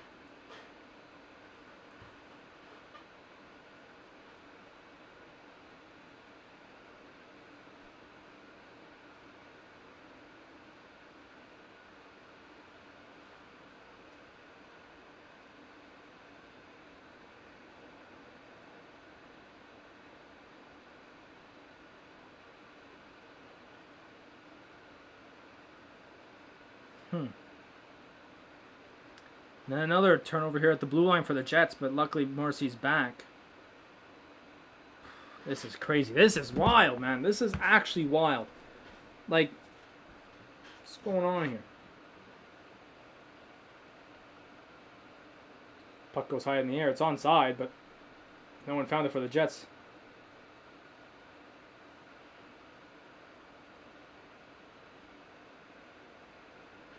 My ear's very itchy right now. I don't know why. To know, that's too weak of a pass to get to Gallagher. And now, is this going to be icing? No, it's not.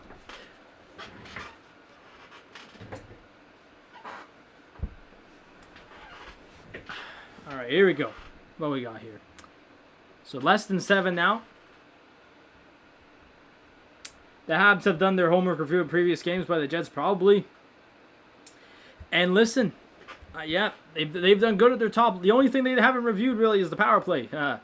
But it's their own power play, sorry. But you're right, Walt. You're right. They've done their video. They've done their video research.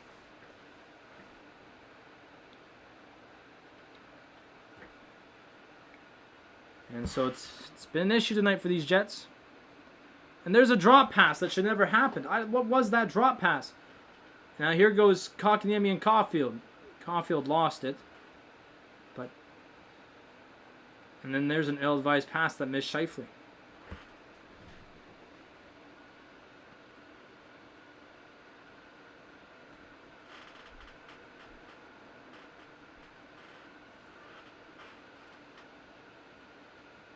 Oh. Suzuki, the Caulfield. Christ's sake. And you know, the Jets are down a defenseman. They lost Dylan DeMello in the second minute of the game, basically. So it's tough when that happens, but still. You're right. You're right. The Habs have taken it out here on the Jets for sure. Here goes Kopp. That's blocked. And Montreal's defense has been fantastic. Their team has been great as well. Defense-wise, offense-wise, back-checking-wise. You know, Montreal's kind of known as that back-checking team, and they've absolutely shown it here again. Of their forecheck and back-check ways for sure. Oh, jeez. It's been horrendous. 5 minutes.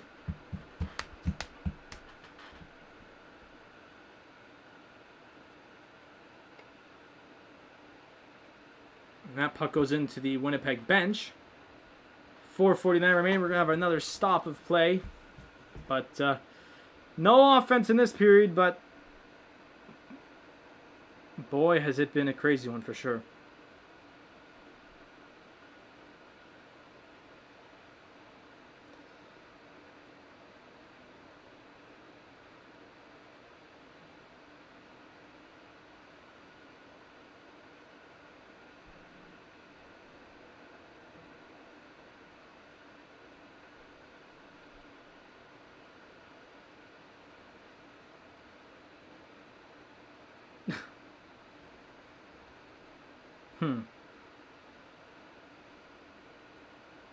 Well, we already have our first mock draft here. Sam Cosentino makes his first mock draft.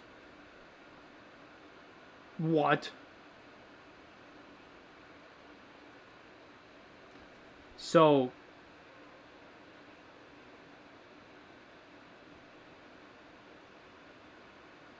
actually, we'll get this in the intermission, but,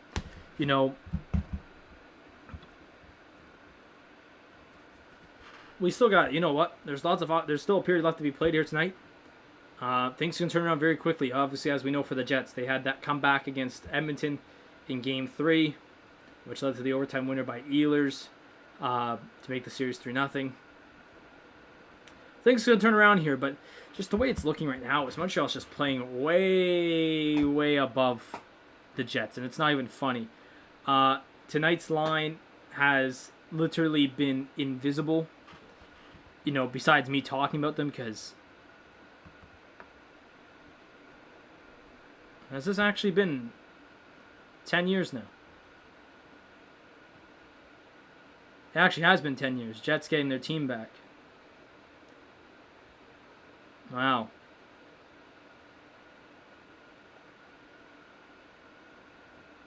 And what a way it was to get their team back, I'll tell you that.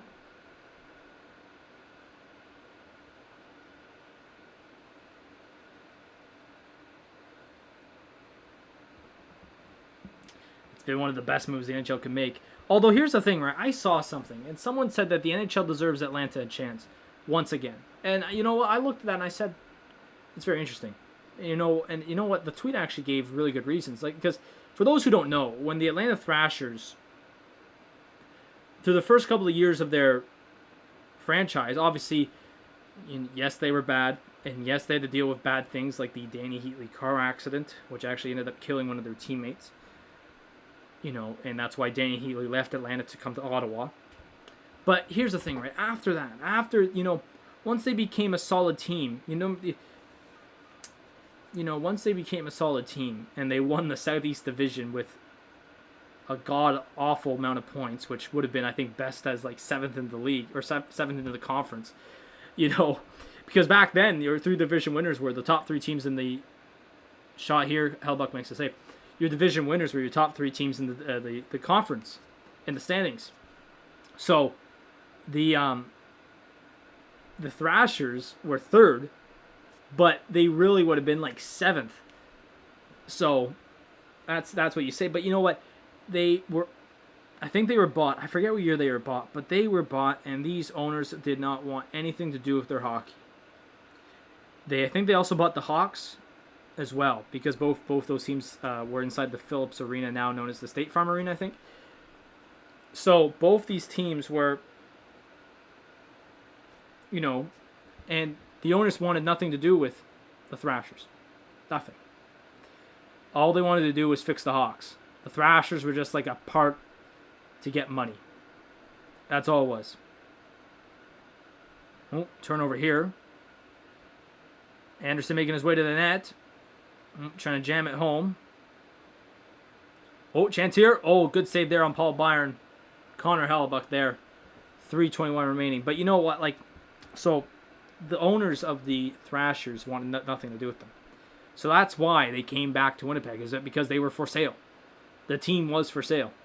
And that's where True North Entertainment came in and said, come back to Winnipeg. That was it. And so really, if you had a good ownership group,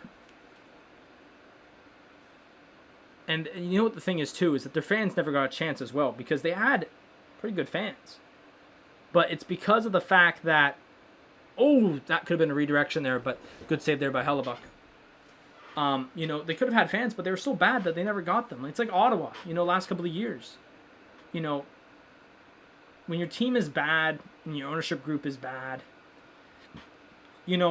it's tough to have fans come into your building. So if you had a good ownership group, a team that was built, had a good, management team around it that could build a solid team, Atlanta could be a good place. Now, I think maybe now hockey might become outdated in Atlanta.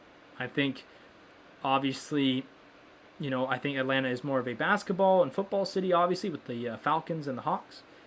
And I don't know if hockey would ever fit in there really ever again, but that tweet made a good point. I forget who said it, but it was a good point.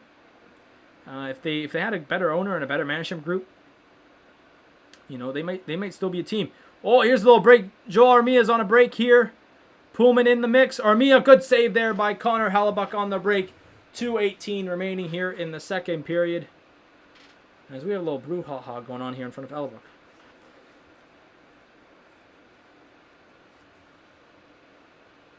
But that was really what it was. It was just really bad ownership, bad management, and that's why the team crashed.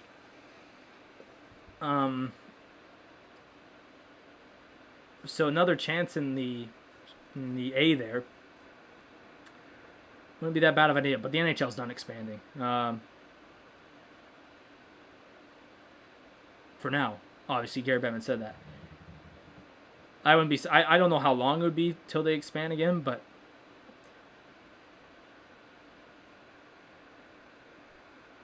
Or move. They could move teams. I mean, I think the next move that would happen, because Quebec, chance here from the point, from the Habs, nope. Obviously, we know this, right? Quebec's never coming back. And the only reason for that is that it's now going to cost them like almost $2 billion within the next. Because here's the thing. To get into the league, right, as an expansion team, you have to pay a fee. And I think for the... Because... Here's the thing. And, Walt, this is going to answer your same question about Maritime's team, too. The NHL fee for expansion, I think for at least Vegas, was $550 million US. Translate that to Canadian, that's $1 billion. And I think it was even more for Seattle. So think about it even more for, Quebec. If they were the 32nd team, right, coming in. And as, numbers are going to go up.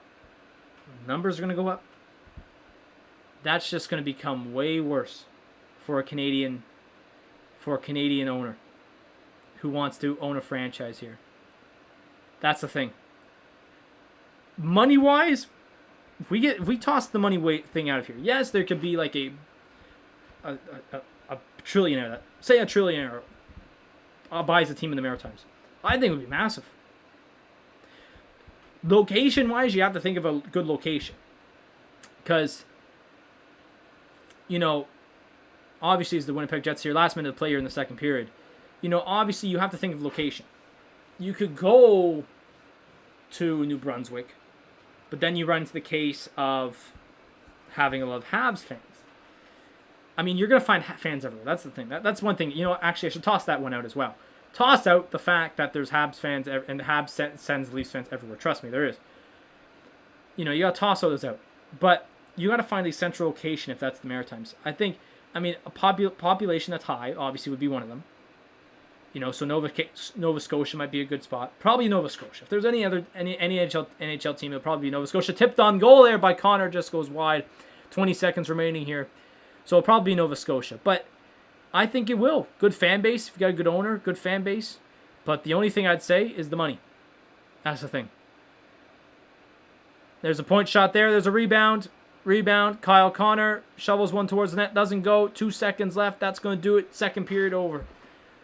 The score remains the same as we got a little brouhaha here. Edmondson, Scheifele, and Perry. Edmondson and Josh Morrissey. But that's going to do it for our second period. So to answer your question, Walter... Yes, a NHL team, I didn't really. Do I think we'll ever see an NHL team in the Maritimes? Probably not, no. But if there was one, would it be good? Yes, because they would actually have a solid fan base. Because here's the thing, you could pull, if it goes to Nova Scotia, you could pull a lot of people from everywhere. You get PEI, you get yourself PEI, you get yourself...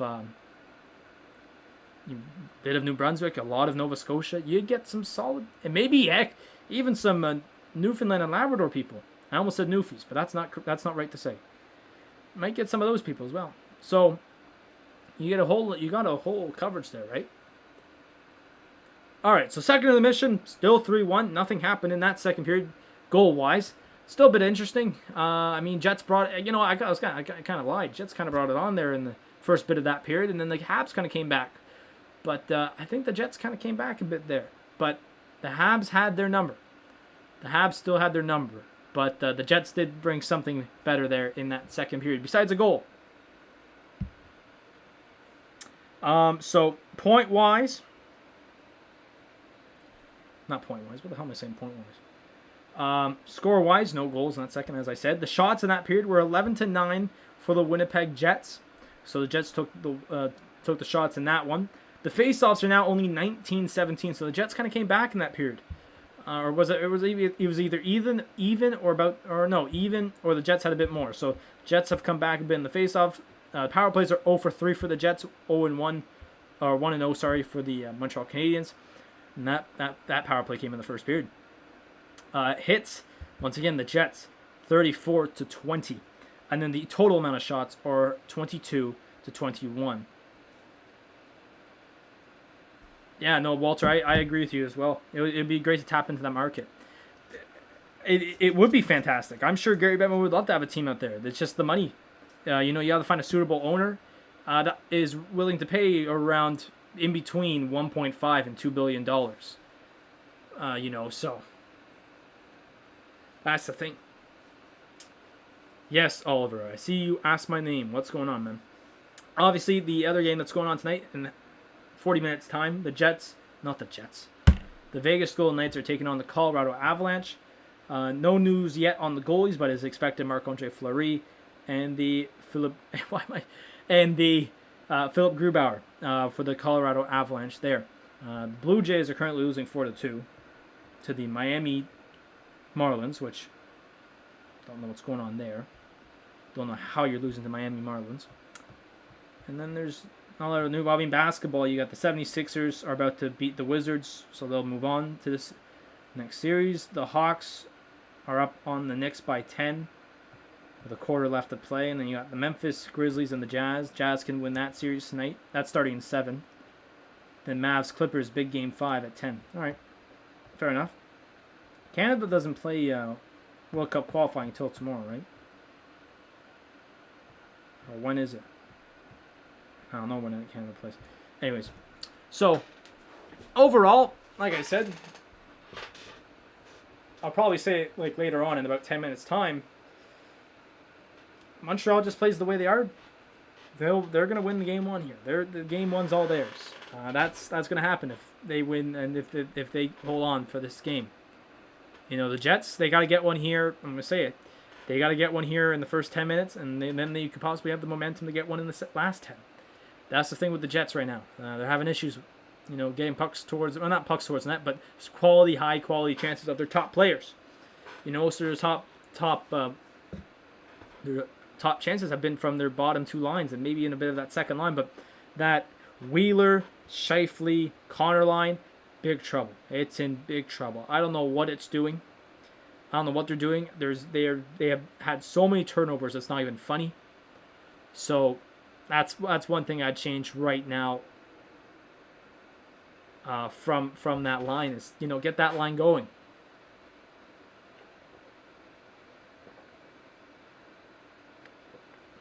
I see a chat there. I don't know if it came in yet, but whatever. All right. So one thing I did see. One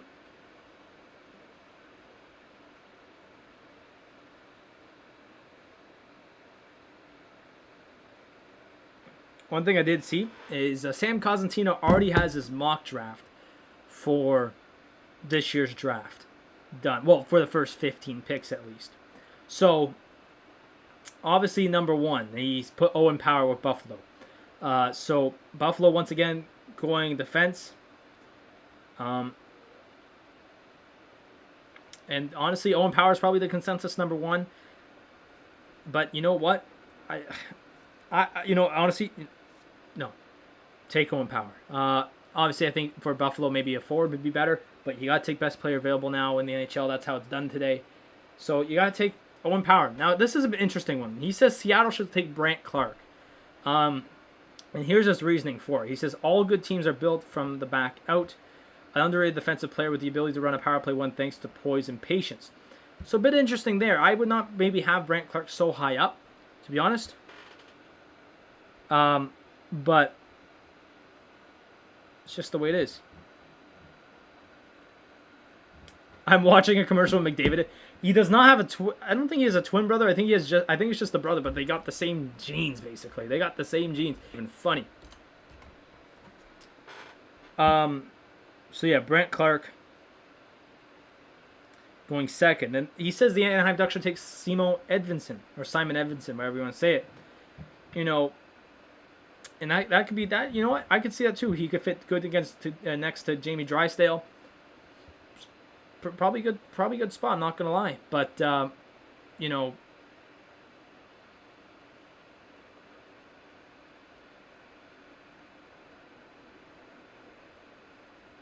I'm kind of confused by that. Now, they're going to stay with the D here. Sam Cosino is going to stay with the defenseman here. Luke Hughes going to New Jersey Devils. Now, I think he probably just said that completely just to say he wants him to play with his brother, Jack. But New Jersey does need some defense. I'll be honest with there. So defense there for New Jersey for sure is a big one there. Then Matt Bernier is going to Blue Jackets. Blue Jackets, you know, obviously...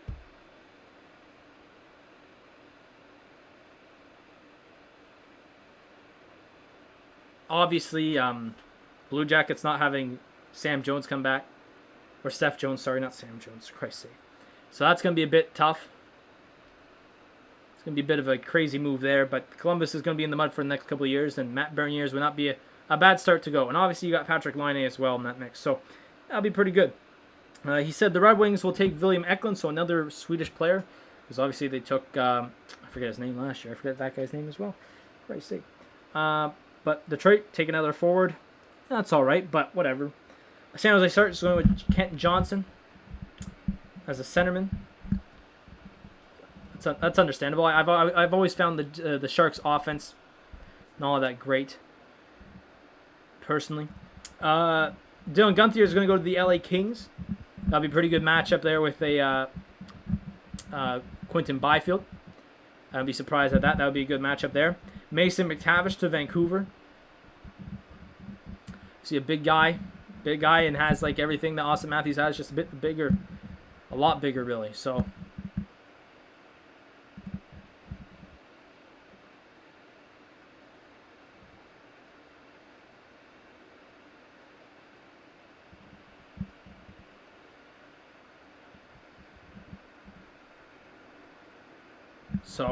sorry, I was watching the TV there for a second. I'm not gonna lie. And then Ottawa, obviously this one's big. Chaz Lucius. And he says there's no organizational position need, so best player available suits this pick. And he says due to injury and unavailability in U18, Lucius was limited to just 12 games, so there's a bit of a risk, which Ottawa can absorb thanks to its depth and prospect riches. Again, with me, I've said it enough. I've said it plenty of times. I do not want a defenseman. Any forward, I'm fine with. A defenseman, on the other hand, I am not happy with. I'm sorry. Yes, Ottawa has technically no position need, but to me, forward is what Ottawa needs more than a defense and more than a goalie. So forward, I'd be happy with. I'll be happy with anything, to be honest, besides those two. Chicago, Fabien Lysell. This guy's also been kind of linked to Ottawa. So, interesting that there. And then Calgary will face Carson Lambos, a defenseman.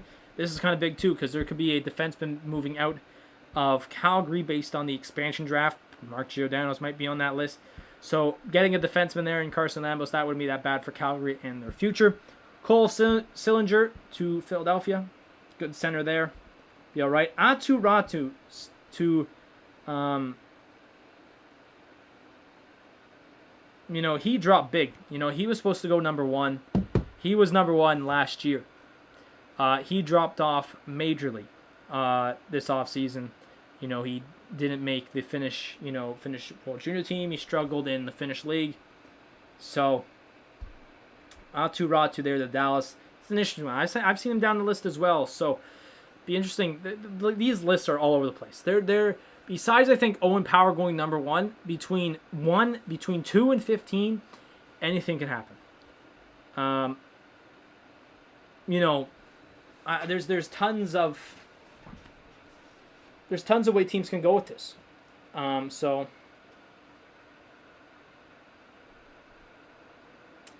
it's an interesting draft next month. I'll be honest, it's interesting. So, there you go. There's your top selections. Ottawa was...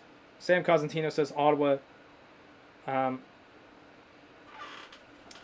Ottawa will probably go for Lucius, Chaz Lucius, which would be a crazy name to have.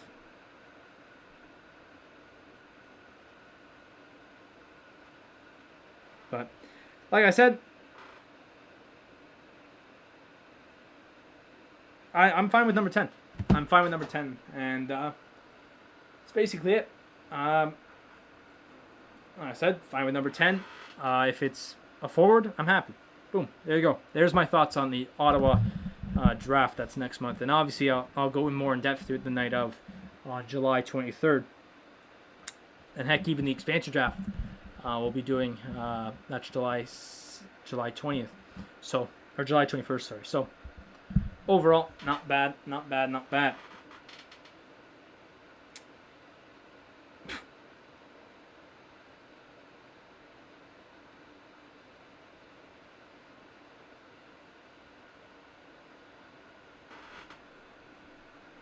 Let's see here. And apparently Adam Lowry left. I didn't know Adam Lowry left the game, but he's returned as well. That apparently happened.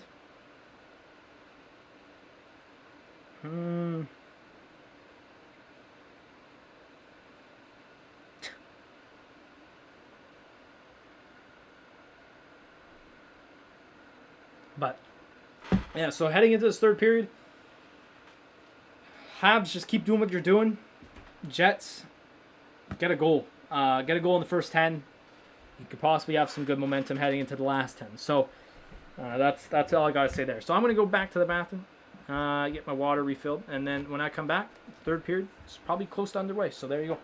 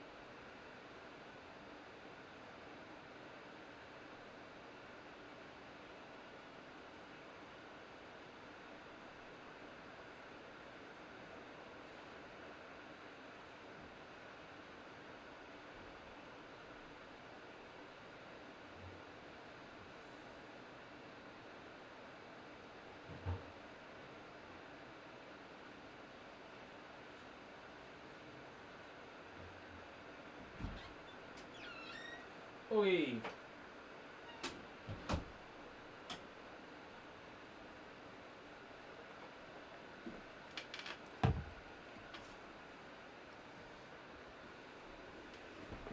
So as I mentioned, heading back for the third period here in a bit. the Jets got to score, man. They got to get the goals here because it's this high flying offense that we're used to seeing from the Jets. High flying, but nice pun there. Isn't getting the job done.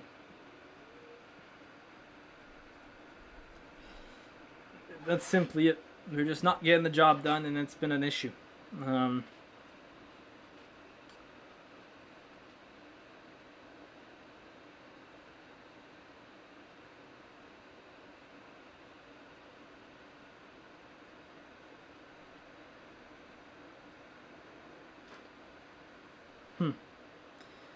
Let's see if there's any other news. Apparently, Canucks got a moral victory.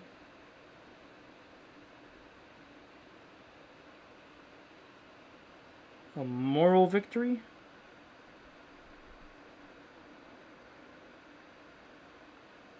In getting the draft lottery? Don't know what that means, to be honest with you.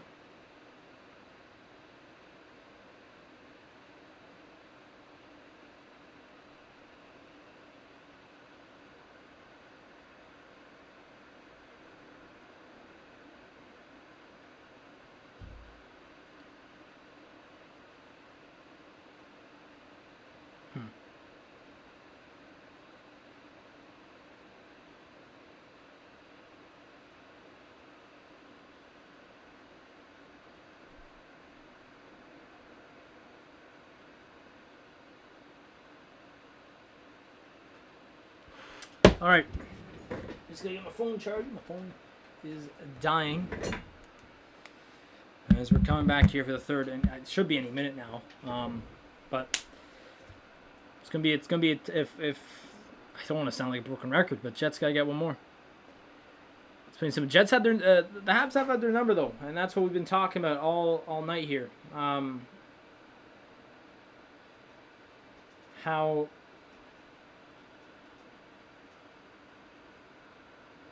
what the hell is this? Tuxedo night in the NHL? What is this? What is this? Did they do this one night at the Winnipeg Arena?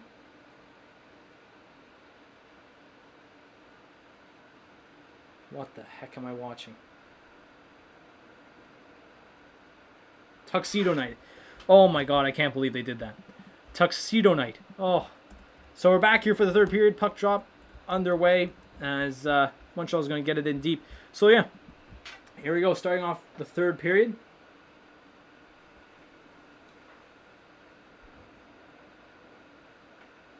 This Lowry, Perreault, Appleton line's been really banged up. Obviously, Perreault left earlier and Lowry left late in the third period, but it's been an up and down. It's been an up and down game for this line, you could say for sure. So here we go. They're going to get their first changes here on this line. Of course, going back to the top line, Kyle Connor.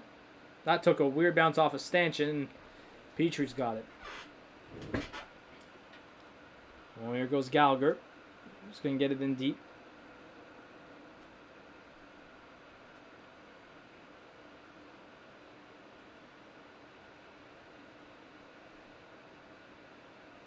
Pullman's going to have it here. Yeah, Scheifele, you got to get more speed than that, bro. The nose, you're faster than the no. Come on, man. Habs get it in once again.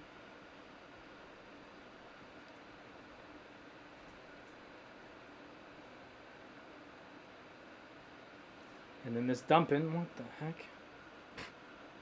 Carey Price holds on to that. And we'll get a stoppage of play.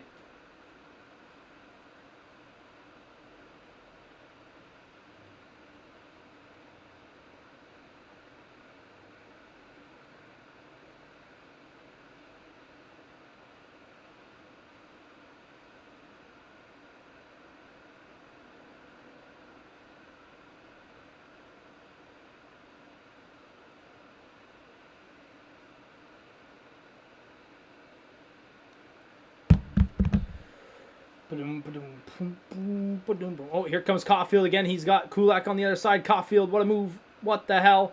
Oh, no. What is going on here with Logan Stanley?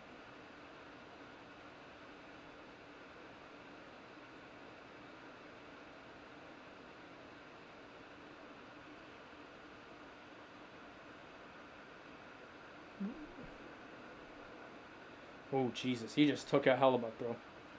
Hellebuyck's okay. They both seem to be okay.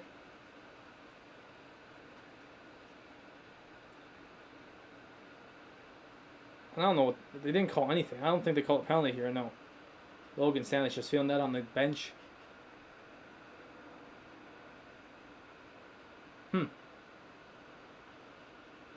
Don't know what happened there. So what happened there was Logan Stanley was trying to tie up the other player going to the net on that Caulfield-Kulak chance. He tried to, I think it was Kulak, it was. And he fell, and Stanley ran right into Hellebuyck, and Kulak didn't do anything. Nice turn back there from Trevor Lewis.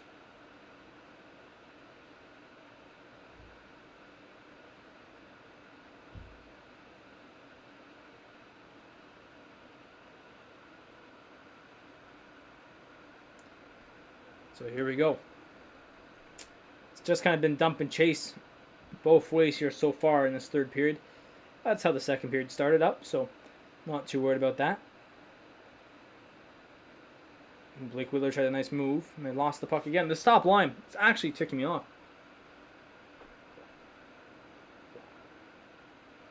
This defense is also very, like, it's been poor reactions, I'll say, tonight for the Jets. Poor reaction time.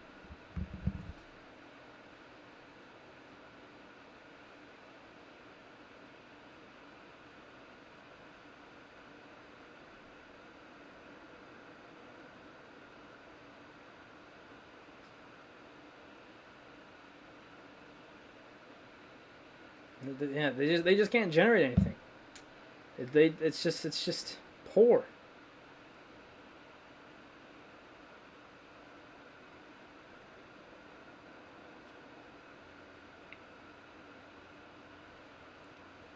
Here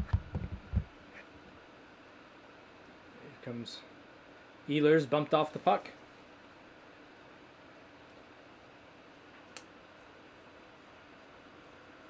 Man, oh man, Stanley went hard. Yeah, he did. He did, Walt. He did.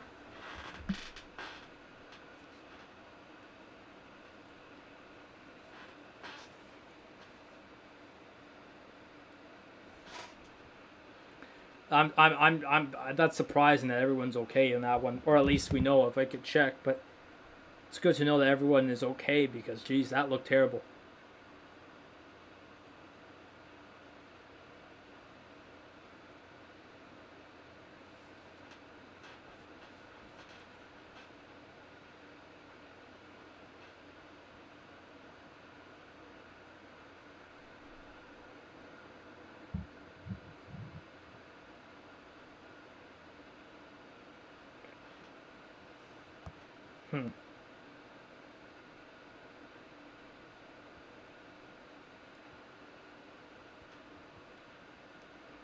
So an update on the Vegas Golden Knights goaltending situation. Leonard is apparently not dressing. So Fleury will be the starter, and then you'll have Logan Thompson as backup. So stick blown here by Petrie? No, by Edmondson. Pro lost the puck. That's really been a lot of... Honestly, if I'm a Winnipeg Jets fan tonight, I'd be frustrated. Like, just everyone... Montreal has just been a frustrating group tonight. You know what? You could say the same thing as well for the Maple Leafs in Game 7. You know, the Habs were very frustrating. They're super frustrating. It was hard to work around that, right? So... Ooh, dangerous pass there. Logan Stanley's shot. Ooh. I don't know if Price made the save there or just went wide.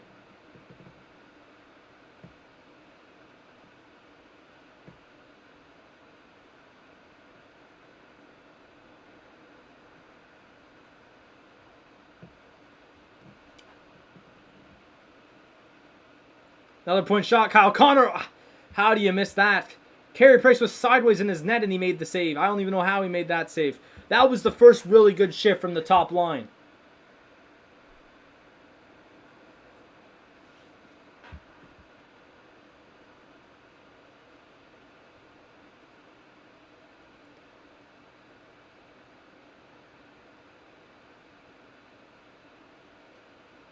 Kyle Connor and Scheifele are still out there.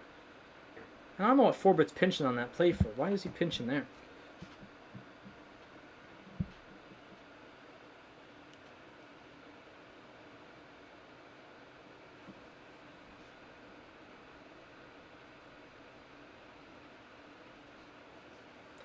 So we're only 3 minutes away here, or 3:15 away from halfway through the period, and my thing with the Jets ain't going so well.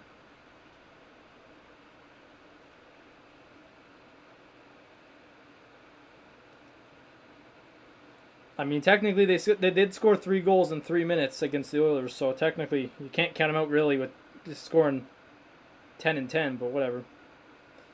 But here goes. They lost him. The shot on here. Is that going to be offside?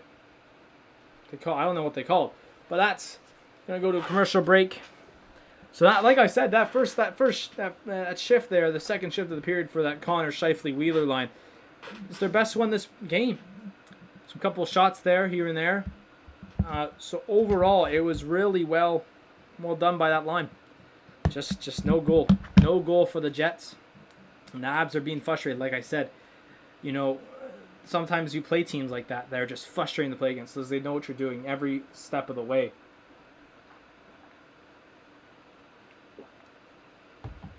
And that's what it was tonight with the...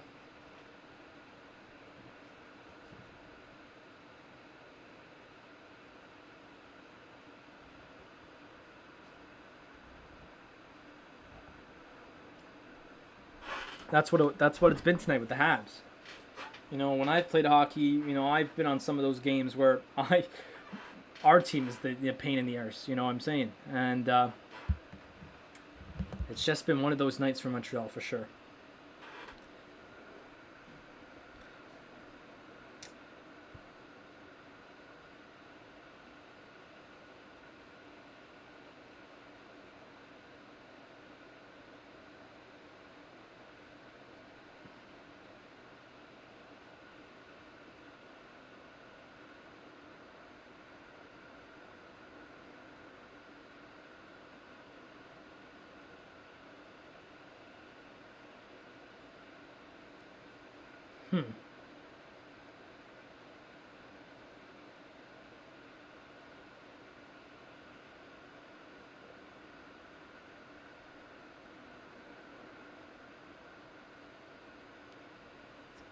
They're showing how we got here tonight, and boy, has it been an eventful.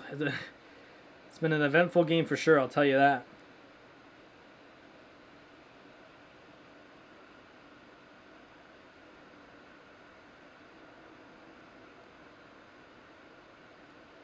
There's a shot in there. Hellbuck had to make that save. Here comes that Kyle Connor line again, back from their big last shift.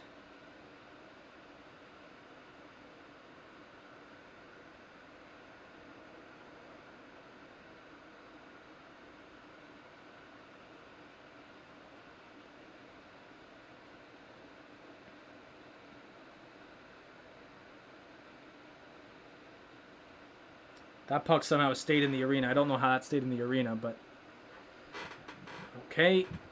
They're just sending it around, and you know this is maybe not. Could be a chance. No, Kyle Connor's actually been kind of loose tonight. I've just not. I mean, yes, I've talked about how their line's been bad, but I've just not really enjoyed his play. Like Kyle Connor's been kind of just wacky. He's not all there. Well, saved there by Carey Price, but he keeps the play going.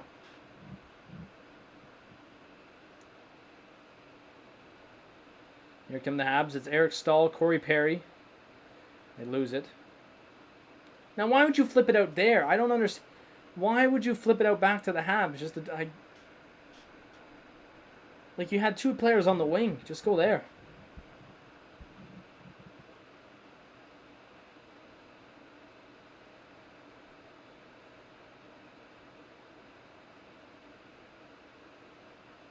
And back we go the other way. Kotkaniemi trying to get in here around Pullman.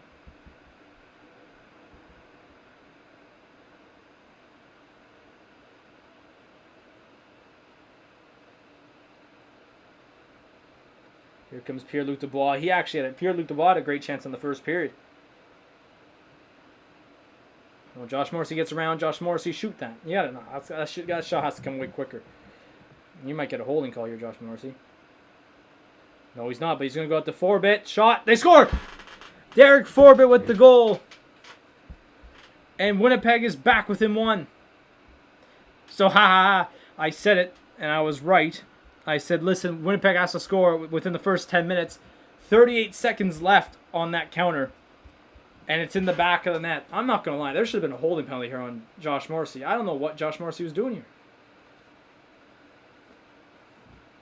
Pierre-Luc Dubois finds Derek Forbit. Petrie in the way. Price can't see that. 3-2.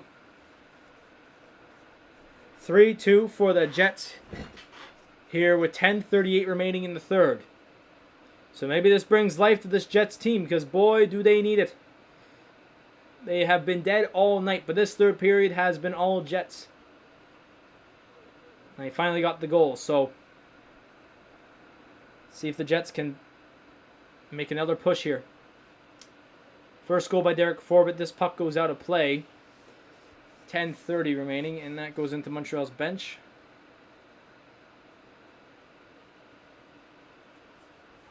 What a goal that was, that's for sure. Make sure you subscribe to the channel if you're new.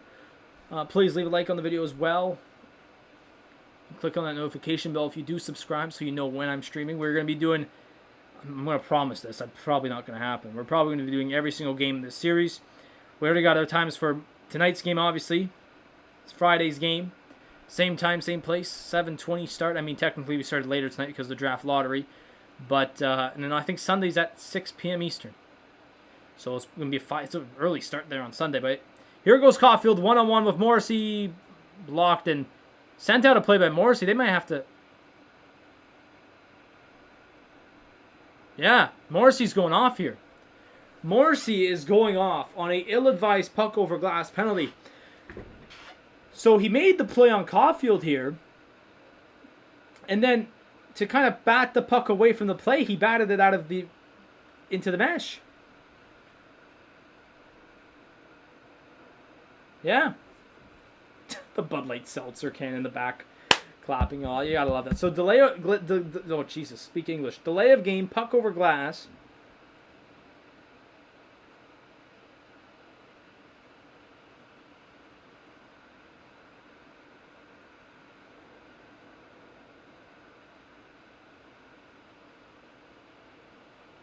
So the Habs are on the power play. This is terrible. It's a terrible time for a power play here, when the Jets had all that momentum after that goal. Tyler Toffoli shot saved there by Hellebuck. I'll tell you what, he stood on his head ever since those 3 goals in the first period. I'll say that right now.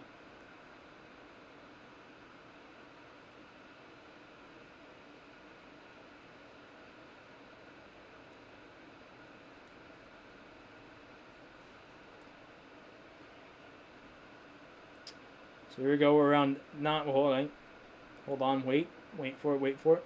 9:30 remaining now in the third. Oh, they almost did a little quick pass back in front to Caulfield. Luckily, Hellebuck, I don't know if he put it, I think it was either defended really well or Hellebuck made the save.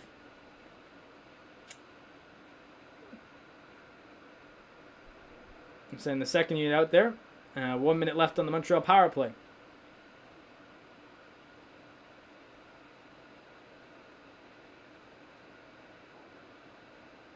Oh, and here's a Shea Weber on the breakaway. They scored! Brendan Gallagher with the goal. Hellebuck thought he had it. What was Shea Weber doing on a breakaway?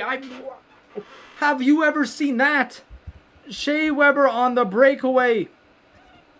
Hellebuck thought he made the save, but Gallagher cleared the rebound. I gotta see this. If this is on the Jets defense once again. No, Hellebuck thought he had it. It was in the back of the net.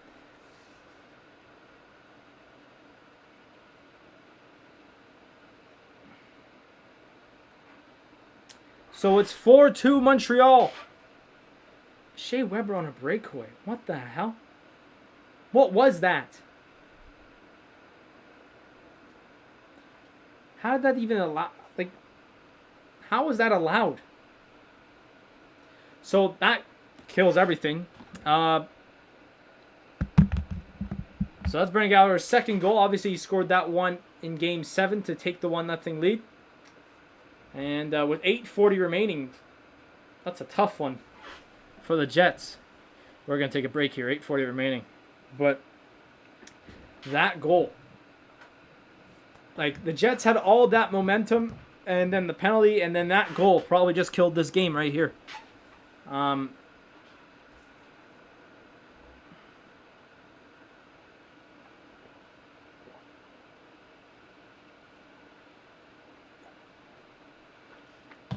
That's so tough. I'll be honest, that's a tough play there. So now it's 4-2. Shea Weber on the breakaway. If I'm saying that, you'd be confused as hell. Stopped by Hellebuck, but on the rebound, what's Logan Stanley? Logan Stanley has been on for, I think, every goal.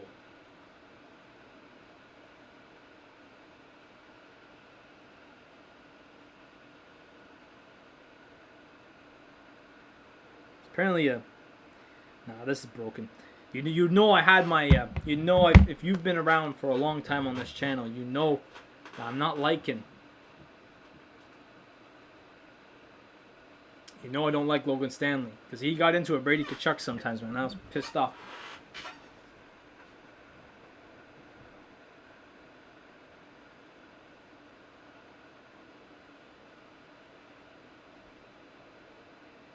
So, I need to see the overhead of that. I need to see the overhead of that and see how Weber got to the breakaway position.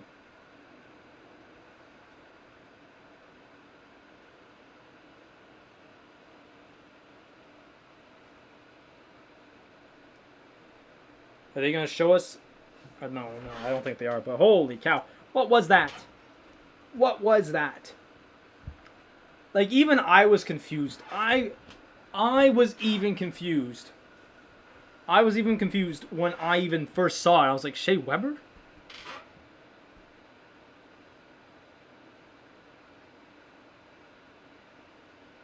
Like, it's like, what is he doing? What is Shea Weber doing? All right, so 8:39 remaining, 4-2 Habs. Still want to see that overhead of how Shea Weber got to a breakaway, but was that power play goal too? I think it was. So power play goal for the Habs.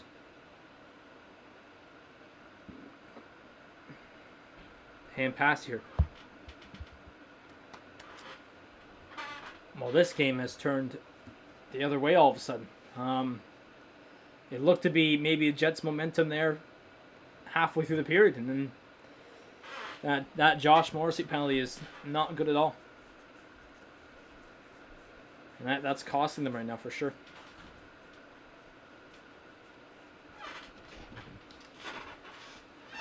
Now the Jets got even a taller task here, so here we go.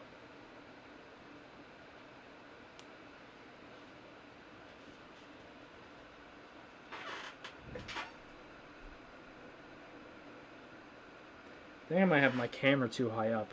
I gotta move my... Hang on. What if I do this? How's that? That's better. I have my camera too high up.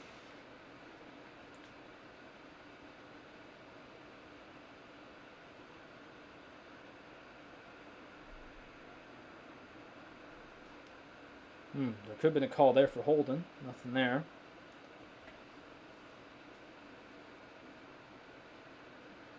16 of 29 shots from the defense tonight from Montreal. Carey Price is trying to let the clock just run down. Even though we got 7.5 minutes to go here, so...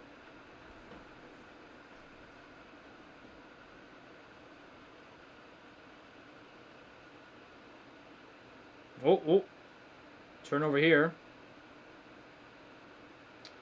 Don't know what that shot was. Brendan Gallagher's shot. Ooh, that was way wide.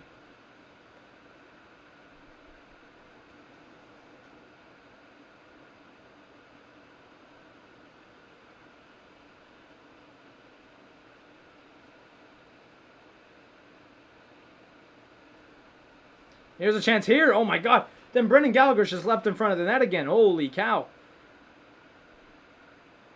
Here comes Scheifele. He tried to bring that over the Wheeler. That didn't work. But Wheeler on the wraparound. They're digging for it, but Carey Price holds his ground. Oh, Jesus. Scheifele just went out on Sherratt. Oh, my God.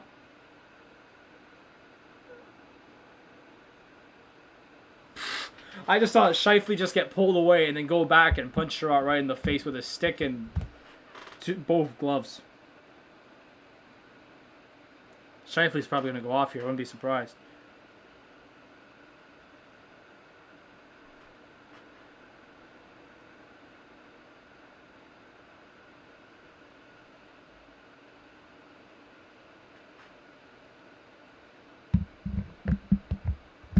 Look at this Brendan Gallagher. I don't...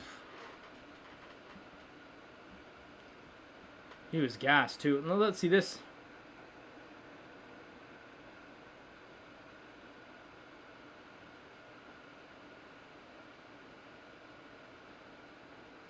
These are just frustrations. Look at him go in. Yeah. So Scheifele is going... Yeah, so Scheifele did go off for roughing after that extra little attack there on Ben Sherratt. So another power play for Montreal here. 6:48 remaining.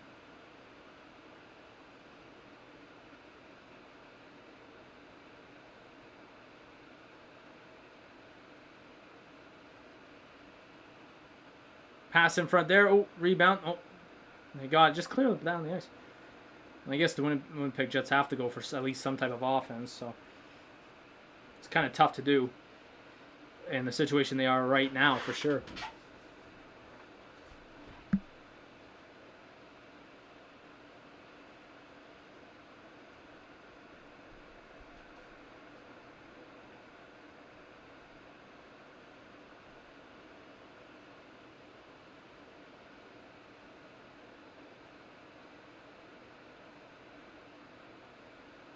Caulfield gets tripped up there in the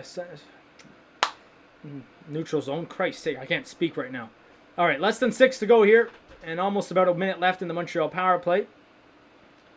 Obviously, Montreal scored on their last power play to make it 4-2. A goal here would put this game ways away. As like I said in the second minute, or just a few minutes ago, just a pain in the arse tonight for the Jets. Maybe as long as Shea Weber doesn't get on a breakaway, they won't score.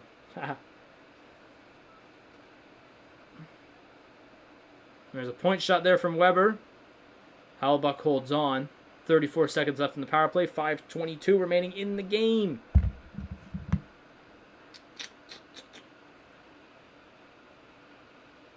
That was a fast shot there.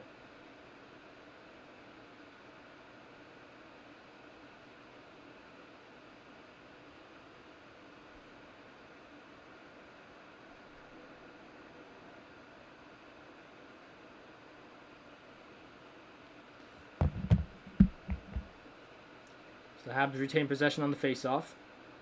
Corey Perry still got it.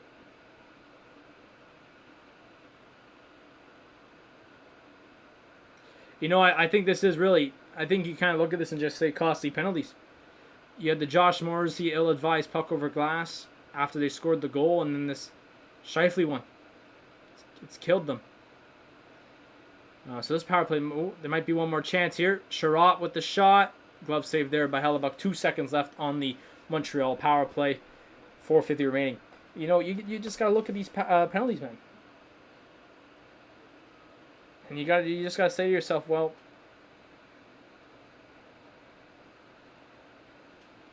it's cost Winnipeg tonight. Definitely, the Morrissey one, cost them a goal. The Scheifele one, they had their top line out there, and look what happens, right?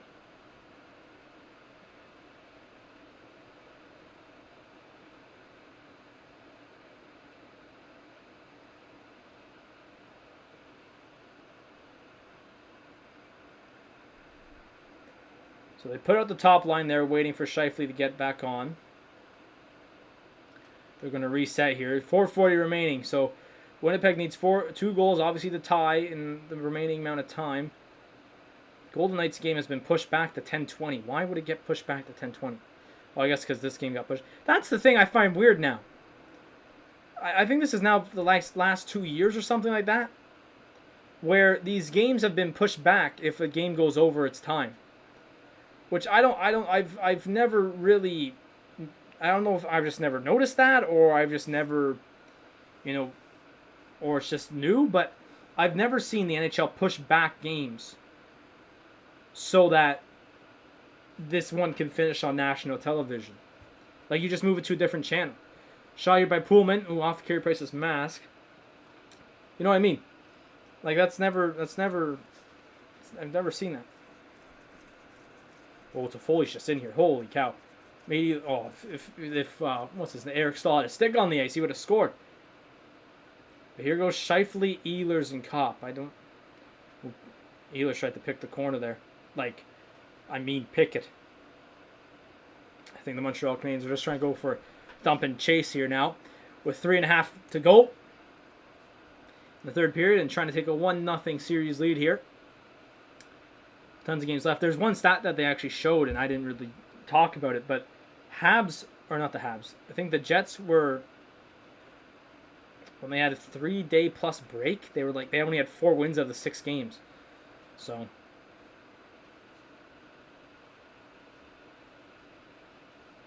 it's the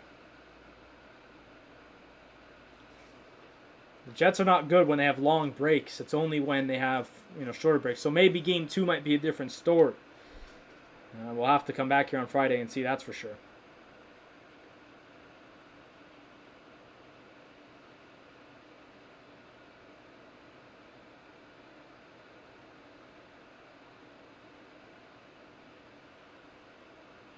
So now 2:30. And this game, I think, is just slipping away here from the Jets. Puck goes into the Montreal bench. 2:25 remaining. They are really going to take the TV timeout now? Oh, for God's sake. That makes no sense. So 2:25 remaining. And probably closes out this game, honestly. I've been saying it this entire game. Montreal had the Jets' number tonight for sure. Yes, I just mentioned the Jets having a 3+ day break. Habs are coming in off their big Game 7 win against Toronto, so a bit more of a boost for Montreal. But all night, the Habs have just been on the Jets. And that's something that's been talked about heading into tonight's game was, will the Jets be down because of their big break? The Habs have had good back check, forecheck, right?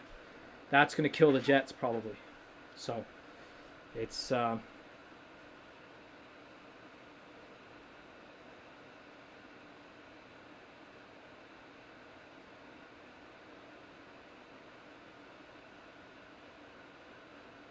it's gonna be an interesting game too, I'd say, definitely. However this goes, heck, the Jets could score 2 here in the last two minutes, right? But the way it's going right now, I can't imagine something else.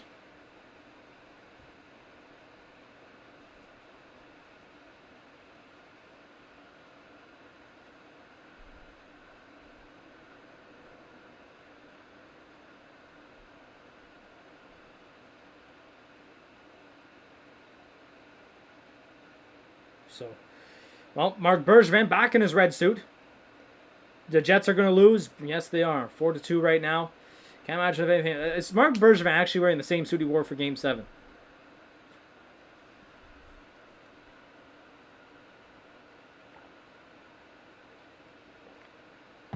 It's crazy.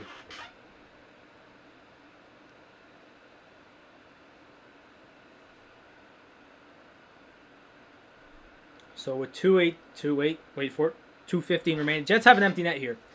So they need to get it into the zone and then leave it there for the last little bit here. They won a chance, but we're now down to less than 2.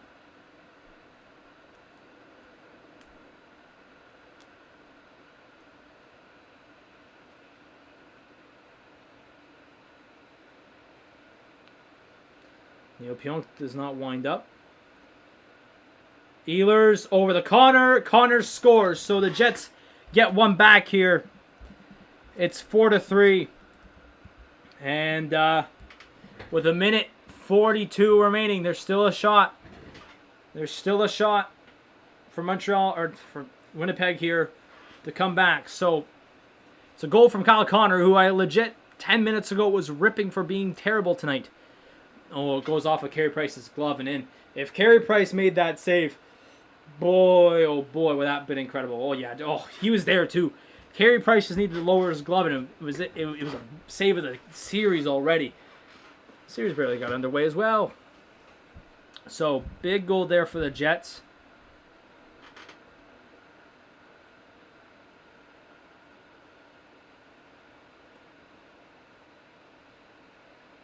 As the seltzer can is up on his feet, he's sitting back down. So we got a minute 30. So Hellebuck's going to move up here with the team, it looks like. Yep. And they're going to dump it in. So here we go. Oh, that was a terrible bounce. There's another terrible bounce off another stanchion. All right, we're heading down here to the final minute. So here comes Ehlers with the speed. Ehlers with the speed. Wires it around. Oh, the Jets can't hold on. The puck's going to go all the way down the ice, and it's Jake Evans all alone. Buffalo in 4. What? Jake Evans. He's knocked out.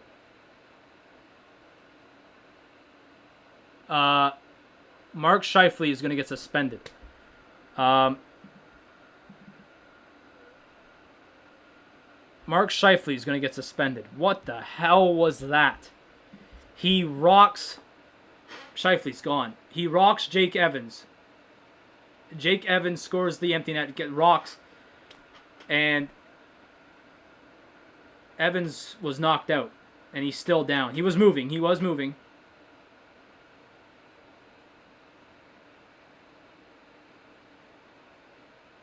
And Scheifele's going to go. Scheifele's getting suspended. Jets fans in the mix here. Scheifele's gone for a game or so. Holy cow, yeah, Scheifele's gone right now. That's a match penalty for sure. Yeah, they're calling for more. The way Evans landed, bro, the way he landed was neck.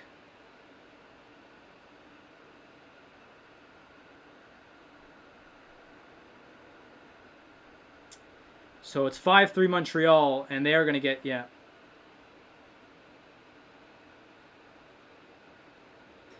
So, for those who are wondering, they're getting the stretch right here for Evans. What ended up happening was Evans was doing the wraparound. Evans was on the wraparound. He finished the wraparound. They're getting the chief medical guy here. Holy cow. They're getting the team doctor right here. And 5-minute power play for Montreal for a minute. And Evans completed the wraparound. It was in the net. And Scheifele... Useless play. Useless play here.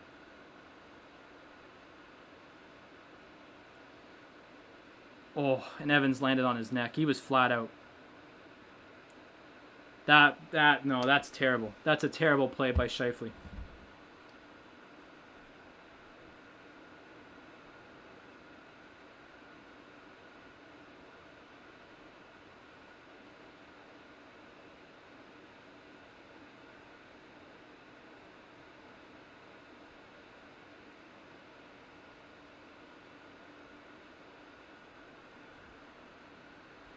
So they're going to get, are they going to get the stretch? Yeah, they got him on the stretcher here. He landed on his neck and on his face all at the same time. So another stretcher incident here with Montreal in Game 1 of a series. And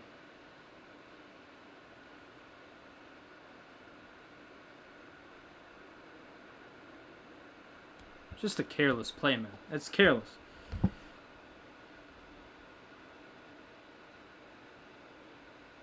That's that's such a useless play by Scheifele. You got a minute left in one game, and now Scheifele's probably gone for 3 games at least, maybe even 2. At least 2. Knowing the NHL, it's probably going to be a $500K fine because that's just how they roll with their suspensions. But yeah, both teams are out. Montreal players are watching on the highlight pack. Shea Weber and I think Sherratt were going mental towards Scheifele. And so they're going to get him up here on the stretcher. They got his head balancers here, whatever you call them. I'm no paramedic.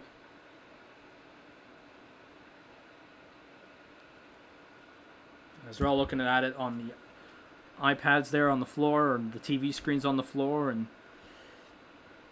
that's a useless play. That's a useless play.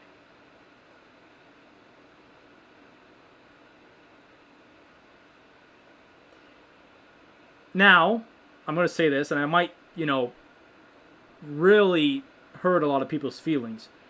If there is a fight after this play, or if there's a fight after the start of the whistle, that fight is more deserving of the one Foligno did with Perry. I'm just saying. Say all you want in the comments or the chat. This fight here, if there's a fight after the face-off here, they haven't started yet. They're still getting him on the stretcher. This is more deserving than the Tavares incident, fight-wise.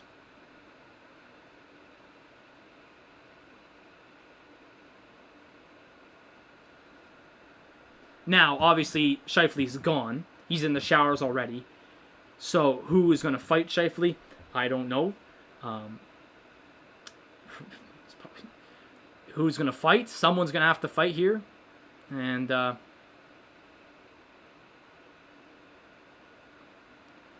they're just lifting him up here onto the stretcher. He's in a bad spot because he's in the corner.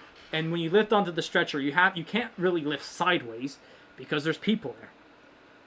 So they have to lift him up at an angle where they get him on. So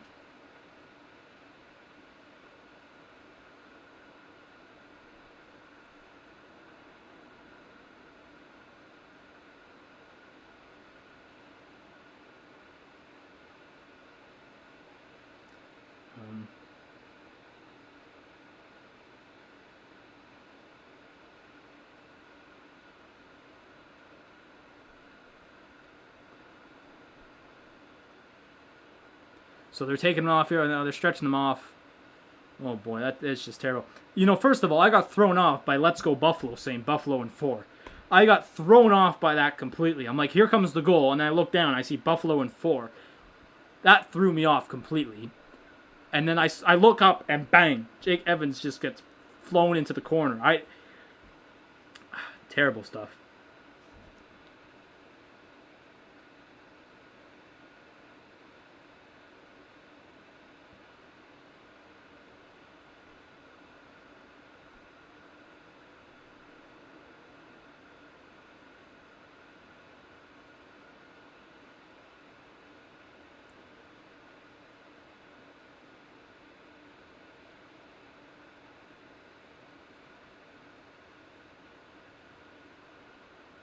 That's a useless hit.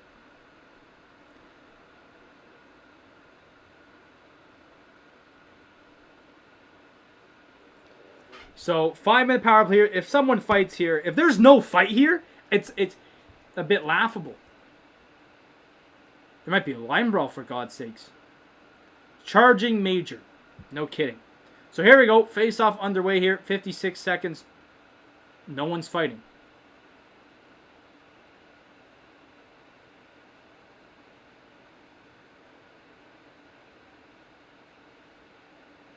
No one's fighting. 5-minute power play for Montreal. This game's over. And there's a shot on there.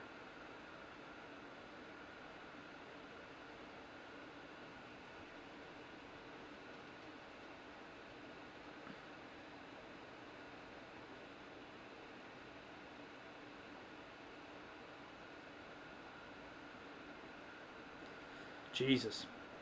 Well, because of the injury, the Golden Knights game is up. We're down to the last 15 seconds here. And Corey Perry goes down. That's not going to be much, and that's going to do it. We're going to count it down here. Well, we're not going to count it down because I don't want to count. That's going to do it. Game 1 will go to Montreal. 5-3 the victory, but a bit somber, obviously, with the loss of Jake Evans in the last minute, thanks to Mark Scheifele, who decided to choose violence.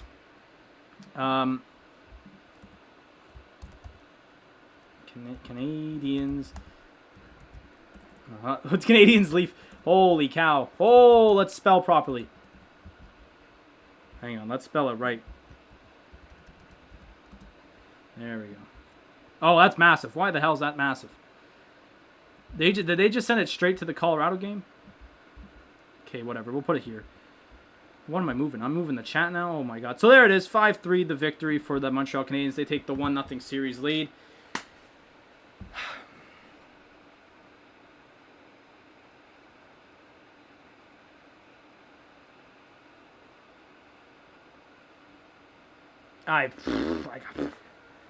I mean, listen.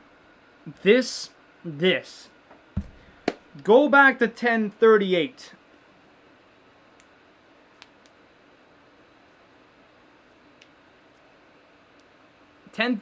Right? Derek Forbett scored the goal. I was like, hey, look at this. Winnipeg can come back. 1 goal down. The next shift, Cole Caulfield has a break. Josh Morrissey, puts out a play. That penalty screwed. None of this. The last 10 minutes would not have never happened if Josh Morrissey never. Now I'm not saying put the blame on Josh Morrissey. I'm not saying that, but that penalty rose to the occasion because Montreal would not have scored. Obviously, maybe they would. I don't know. Heck, they would not have had that power play goal. Then Scheifele would not have gone mental and got that roughing penalty, roughing later on in the period. And then that. I'm just saying. But no, Montreal wins this one 5-3. It's a tough one for the Jets. It's a tough one. And game 2 on Friday. We'll see where this one takes it from here for sure.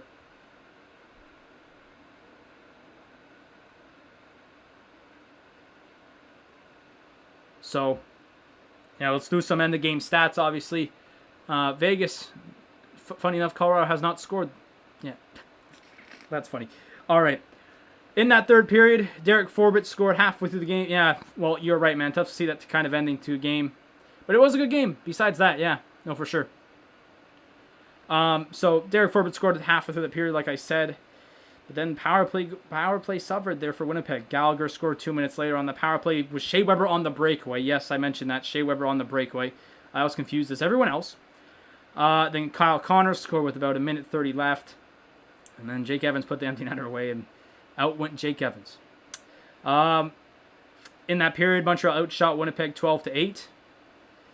And the faceoffs kind of stayed the same, 27-25.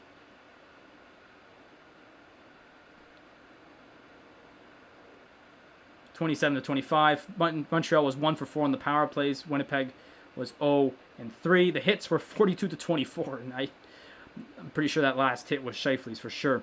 The shots-wise total was 33-30, and obviously the Vegas game just started. Nothing's going on there, but I hope Scheifele, he probably will. He probably will. And I'm saying at least 2. But it might be 3, it might be 4. It could, honestly, knowing the NHL, it could be. I mean, look at what happened to. Scheifele though was not a repeat offender like Kadri was, right? So I doubt it's going to be 8 games. And, I honestly think that it could be maybe if it is a rest of the series suspension, that's terrible for the Jets. I think the Jets would be lucky if they get, 2 or 3 games. That is very lucky if the Jets get. And here's the thing, right? The way the NHL has been calling suspensions this year, it was a bonehead move too. But the NHL has had no type of, I'm going to use the word stature, on their suspensions. The amount of games, the player, look at the Tom Wilson thing, $5,000 fine, and then the player goes after Tom Wilson, I forget who it was, then he gets a 1 game suspend. You see what I mean here? The actions that cause these consequences are not getting, enough talked about in the league. And the thing is with Scheifele, this could be anything. Habs in 2. Buffalo again. Let's go Buffalo again, man. This guy, bro. I'm just saying. This could be 8. This could be the series. This could be 2 games. I can't, Listen, I might go at least. I'm going to say probably at least 3 for Scheifele. I'm probably going to say at least 3. But my point is, I cannot tell you exactly. 5 years ago, I could tell you how much a player was getting. Gary Bettman going to forfeit the Jets. This guy, bro. Oh, breakaway for the Avs. They scored. Avs scored. Anyways, point is, I could tell you 5 years ago how much a player was getting. I can't tell you this year how much a player is getting. Suspension-wise. I simply can't. We've had a $5,000 fine, 8 games. That's been the length. That's been the legit that's the line we're following here. And it could be between any single one of those right now. So where does Scheifele fit in that? It's going to be games. I think it's going to be games more than $5,000 fine. But I can't tell you. I could sit here and tell you, but I can't.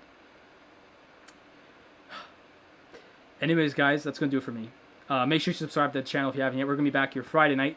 Scheifele suspended for 20 games, bro. That'd be just mad. If Kadri got 8 for being a repeat offender, Scheifele gets 20. That's mad. But